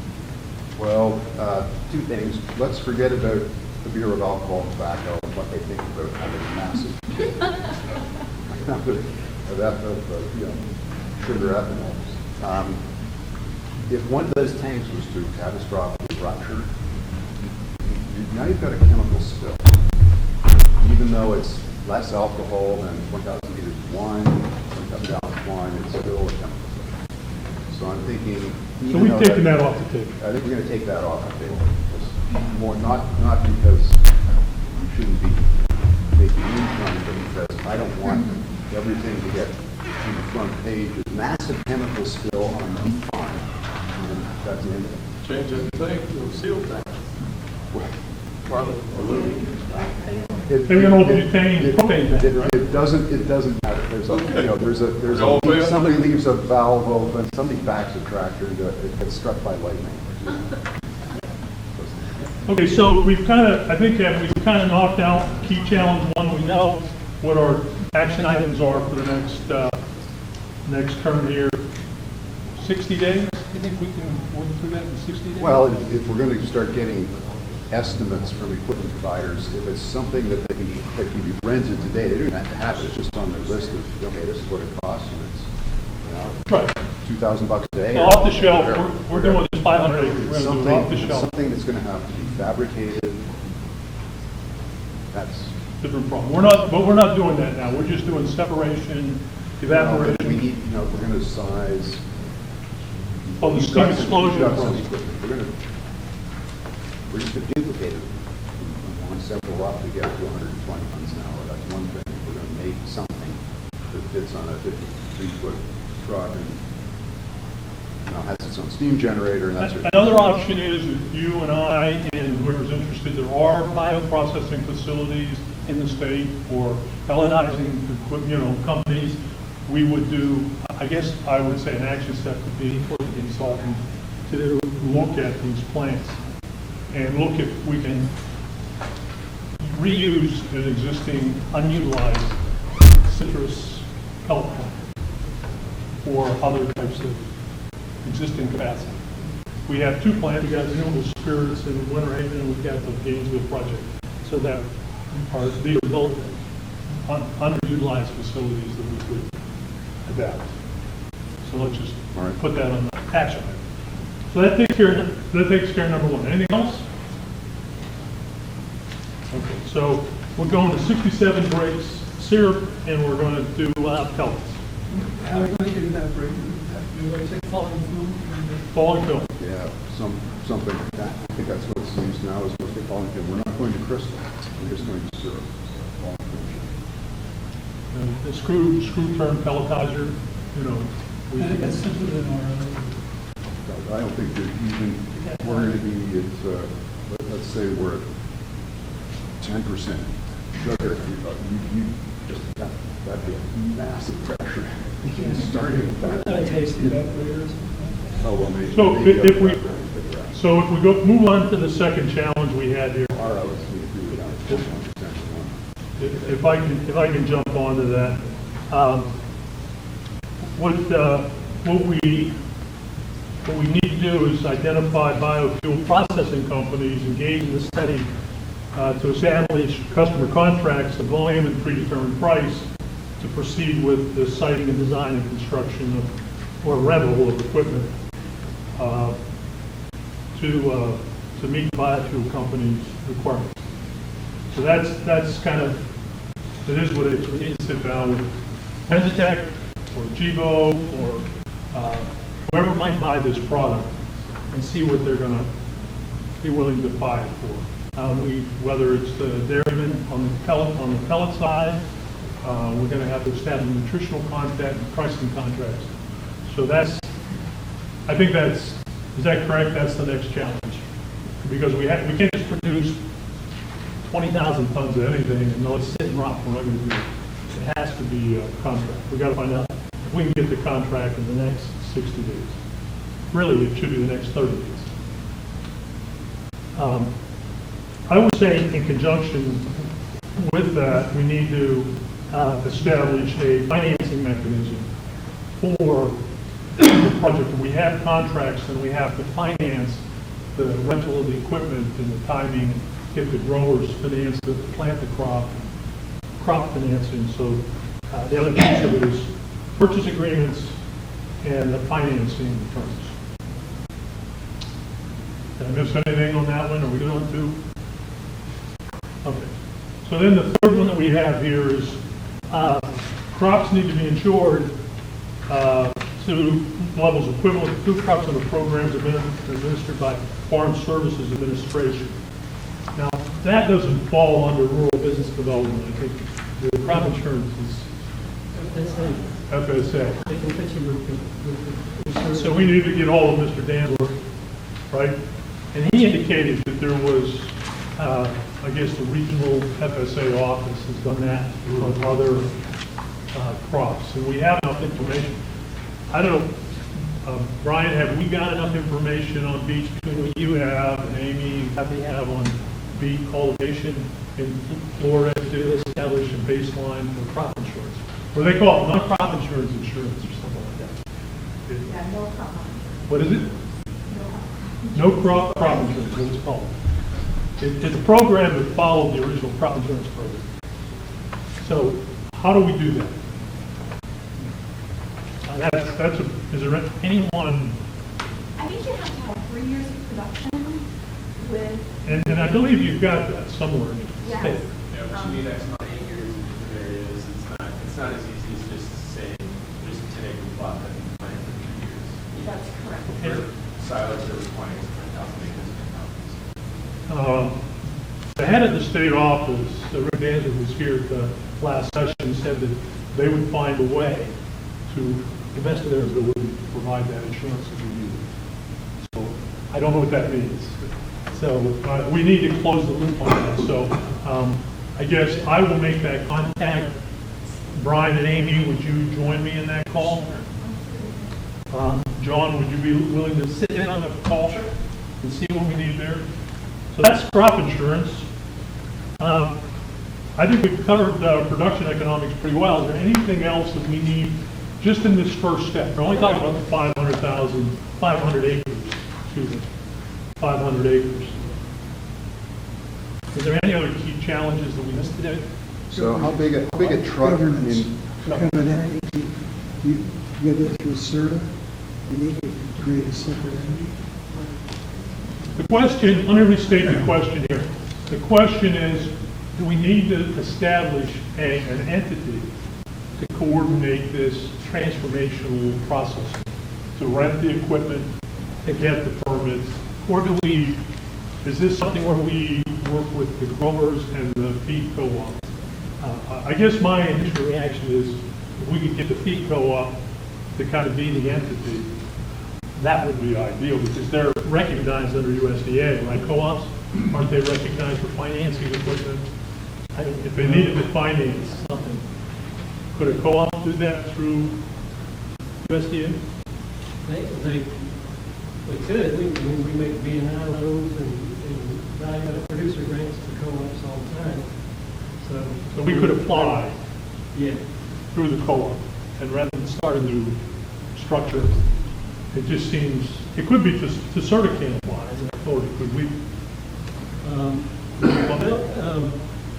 The further you get into the research and development stage, the less we're going to get involved. Okay, so let's focus on twisting Larry Davis's arm and Doug Burnham. You see it, Bill? Yes. I'm going to circle back to this back to the energy. Is it worth doing before we get into the exact steps to determine how much energy, for example, is needed for the explosion or the reactor, and before all the pieces are in place? Because if we go down one path and we aren't able to make the cutoff for the RINs, So is we lose a that lot. going to be? It could be a third of our cost, right? I mean, if you look at page 30 here, just to go back to her comment, if you look at page 31, at the very bottom, there's a blue line of net wholesale cost per sustainable jet fuel gallon, and above that is a RIN number, a little yellow line. What we're talking about is at 75 cents. 75 cents a gallon, which could be 20% of your net cost. 20% of your net cost. So we're talking 500 acres. We're under column 5 under this matrix. This is just a calculator. I didn't make that clear in the earlier presentation. All the yellow items are inputs. Everything else is a calculator. So this is just like an HP 12C. You put the inputs in whatever you put in 11, it ripples through this spreadsheet. So it's not, there's no intelligence here. It's just a calculator. So what we're saying is under column 5, where we have 500 acres, you can see there's 45,000 tons of feedstock, 7,000 tons of sugar, 4,000 tons of co-product, could result in 2,000 tons of sustainable jet aviation, and those are just number of line items. And then those are acreage costs. Now the net cost per gallon, inputs of $1.50 per gallon for inputs, and then processing. And that analysis is another $1.75, and then you offset the range, you end up with $3. That's kind of a sustainable jet fuel number. If all the assumptions on this sheet are correct, that's what it says. So back to your question, I think an actionable item, David, would be to get an estimate from the equipment providers, both energy cost and cost of operation. Oh. So it'd be ideal if we could get a rental cost per ton, so we can estimate what the cost per ton is. To help us estimate this. But, or, however we can get an estimate, we can transfer the cost per ton. We get daily costs, weekly costs, rentals, whatever. Spike, what are we missing? At what point do we have to have production scale to meet the airline or the fire requirements? How Is little, there- yeah, how little? What's the minimum we have to be to be a viable source?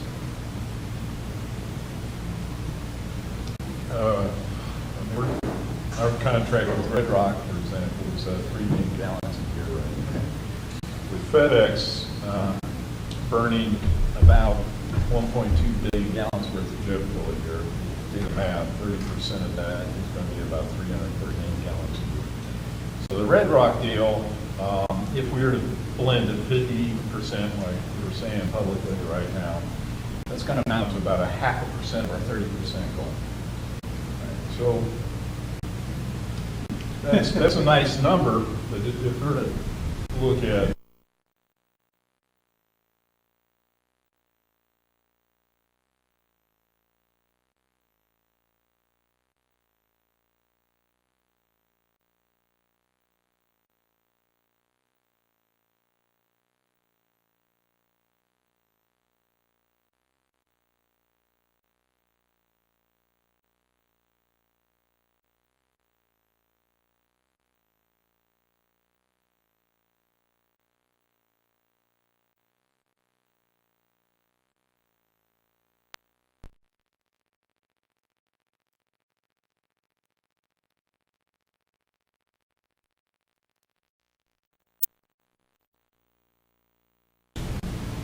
John, could you do 3,000 acres if we gave you a hard contract that made sense?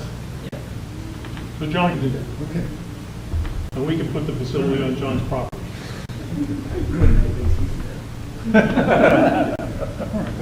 3 million gallons is a small plant per year, but it's a high operating cost. The margins are pretty thin. You got to get to 50 million gallons for the big boys of the interest, but that'd be better for everybody if we get there. So maybe the logical step, maybe the action steps would say 500,000 gallons, 3 million gallons, 10 million gallons, 50 million gallons, 100 million gallons. Those are the steps. Yeah, those are the last two are some big steps because the majority of the folks we're talking to are 10 million gallons a year or less right now. And that was before blending. Right, so depending on what they qualify under, Red Rock qualifies under a 250% blend based on the path that we've chosen with them. Some are limited to as little as 10%. GEVO is 30%. GEVO would not like us blending to 30%. They probably would want us to blend to 15 to 20% in reality. Is there a preferred, do you think there's a preferred time frame, 10 years? Or contract terms for you? Like we did 8 with Red Rock. I've seen, I'm pretty sure Southwest did an 8-year deal as well. If I'm not mistaken, the SG Preston deal was a 10-year deal. Yeah, that was the one just announced, right? Yeah. So those 8 to 10-year time frames are, you can expect that. So that gives us one. So we would really just say 500,000, 3 million, 10 million would probably be the model. Maybe we'll jump to 50 million if you had 5 different airlines. Maybe that's our side. So that should be our ramp, our takeoff schedule. So I think we could get to 500,000 gallons in a year without too much trouble, given the interest from the growers. Now we pretty much drew a line at 10% on the blend. And we're not going to want somebody to come to us and ask us to take 500,000 and blend it at 1%. Yeah. All right. So if we're working with an entity, we're going to be 10% at minimum when we're blending. And what would be your preferred blend? It's going to be an economic number. But anyway, 3 million, you're buying 3 million gallons, is that the blended? What we're buying is 3 million unblended at that point. And what we're looking at right now is, there's other costs that come into play based on the blend percent. All right, so we have to bring it to a place where it can be blended. Once it's blended, we have to move it to another location. Even though these are drop-in compatible products, we're not sure that anybody's going to put it in their pipeline yet. A petroleum entity that produces jet fuel, would they put it in their pipeline and move it with their jet right now? We don't know. So we expect we're going to have to move it by truck. All right, so we'll blend it. We're going to put it in trucks, 10 to 20,000 gallon trucks to move it to an airport. There's a cost associated with that. It's more expensive than putting it into a pipeline. So if we're blending to 10%, because we're trying to get more jet fuel to meet our 30% goal, then it costs us more. So if we dial it down to 20%, for example, it's not a linear curve. It's more like this. So 20% right at the moment, I'm just looking at the analysis, looks a lot better to us than 10% based on that logistics. If along those lines, you have operations, just hypothetically in Florida, you have Orlando, you have Miami, the deal you would like, your preference would be delivered at Miami or at Orlando, or would it be here at the port, or how would the fuel delivered to where we're going to use it? So, right, so if it's if we're flying out of that airport, we want it delivered to the tank farm at the airport we're flying out of. We don't want to have to move it from one location to another. We would prefer whoever's delivering it, deliver it to our tank farm. Right. Or we're just worried about getting our product to Lancetech or Vivo. Well, I think what we're going to do is we're going to just deliver here. Assume it's the circuit. It's, we'll deliver it here, and then Lancetech or Vivo or Amherst, that is going to be factored in their deal. Does that sound right, dude? That's simple, FOB St. Lucie. Right? Yeah, let's figure out FOB St. Lucie and let them figure out, because they're probably smarter. It has to go somewhere else. It's just another cost item. Right. Yeah, but this is all startup, right? This is if it comes to net zero, that's great for a startup. So I think we've covered any other things that we need to, challenges we're going to meet in this first set of challenges. I think I appreciate everybody's input. I think you've done a fantastic job. And now, David, it's all you. I mean, it's we've done all the easy stuff.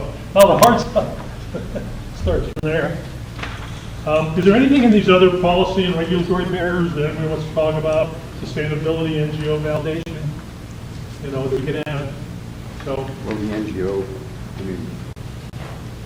well, the issue is someone, Save the Whales doesn't want to have protect bees. I mean, is there some kind of Save the Bee Federation? And anybody have any thoughts on anybody else that may have a non-economic issue here? That's what NGO is. A non-governmental organization. So far, we've talked to a half dozen who have a lot of interest in what they're doing because of the algae. There's a lot of folks looking at the algae bloom and asking us how we can help. How we can do buffer zones around canals or around, like John mentioned, their salad ranch, how to capture the runoff and put the nutrient right into the plant. How big a? I'm sure it's not just one row of beets. I mean, how big a? The model that we talked to the scientists is 100 yards with a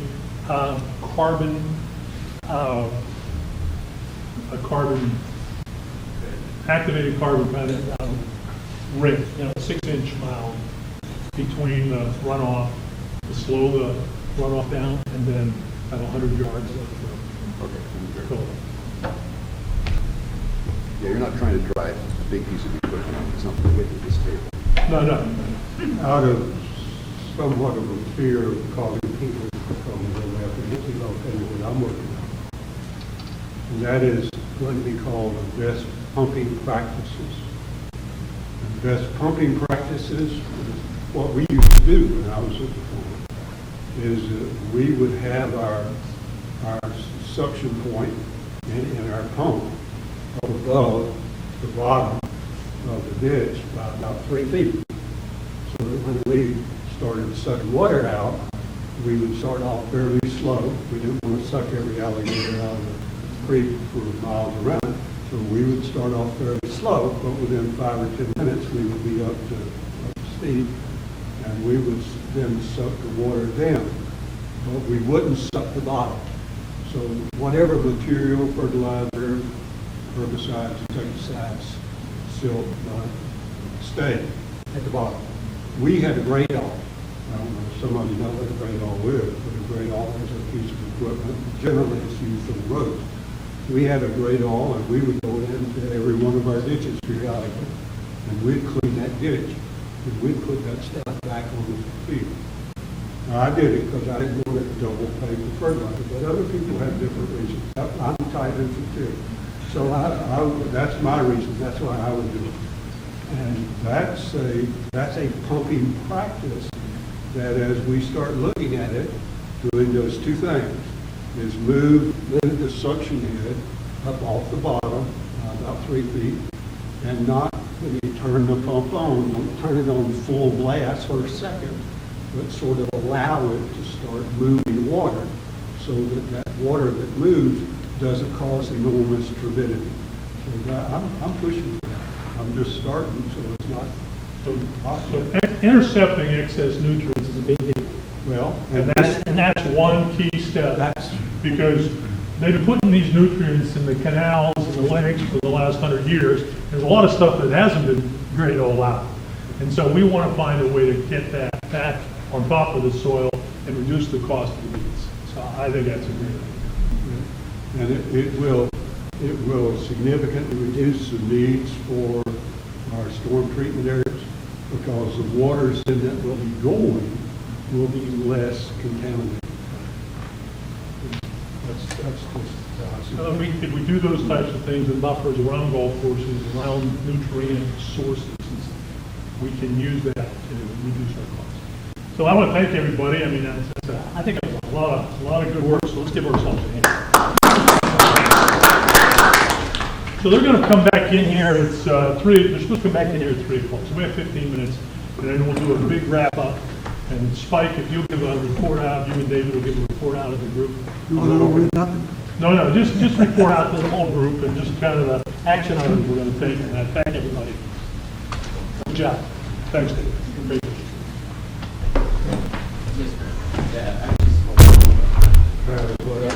So Ben, I'm looking at the spreadsheet here. So I know I've asked you this. So here's this is the sugar jet. That's the number. Yep. Okay, that's the number, and the maximum is 32. So this doesn't change, right? Nope. Okay, that's, we've been through this before. I just want to make sure. So this was an input. It's 2% through the different processes. We're just saying, as you go from 10 acres to 500 to 27,000, you'll improve the process. They've already done it. I don't know. Tons. These are tons. It's 82.4. This is a year in tons per acre. Tons. Okay, so this is tons per acre. As you go with that. Yeah, tons per acre. Okay, and as you get conversion, say is 20. Okay, so this is going up because you're making, because these things are going up, not because you're the yield. I think that's good. No, because otherwise we're making.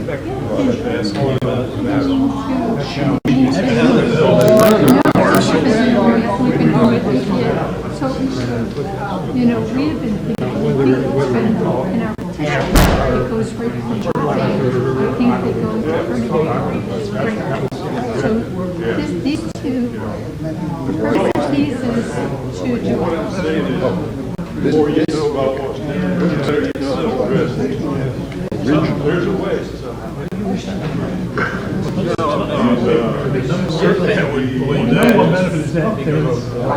The lights are better. This is going to stay with me. It's also a small piece of air. you're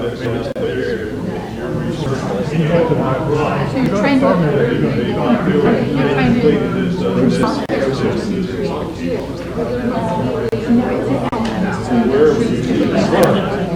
Well, there's actually yeah, this is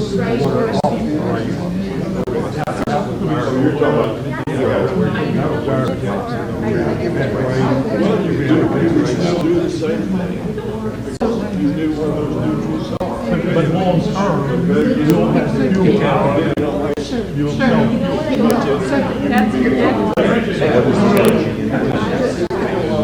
And then how would that benefit? And then also, when I was talking about monetizing, just basically the whole right. So right, there is energy used to make it. Let's say you just left this out. Right. So this you can just take out of the equation.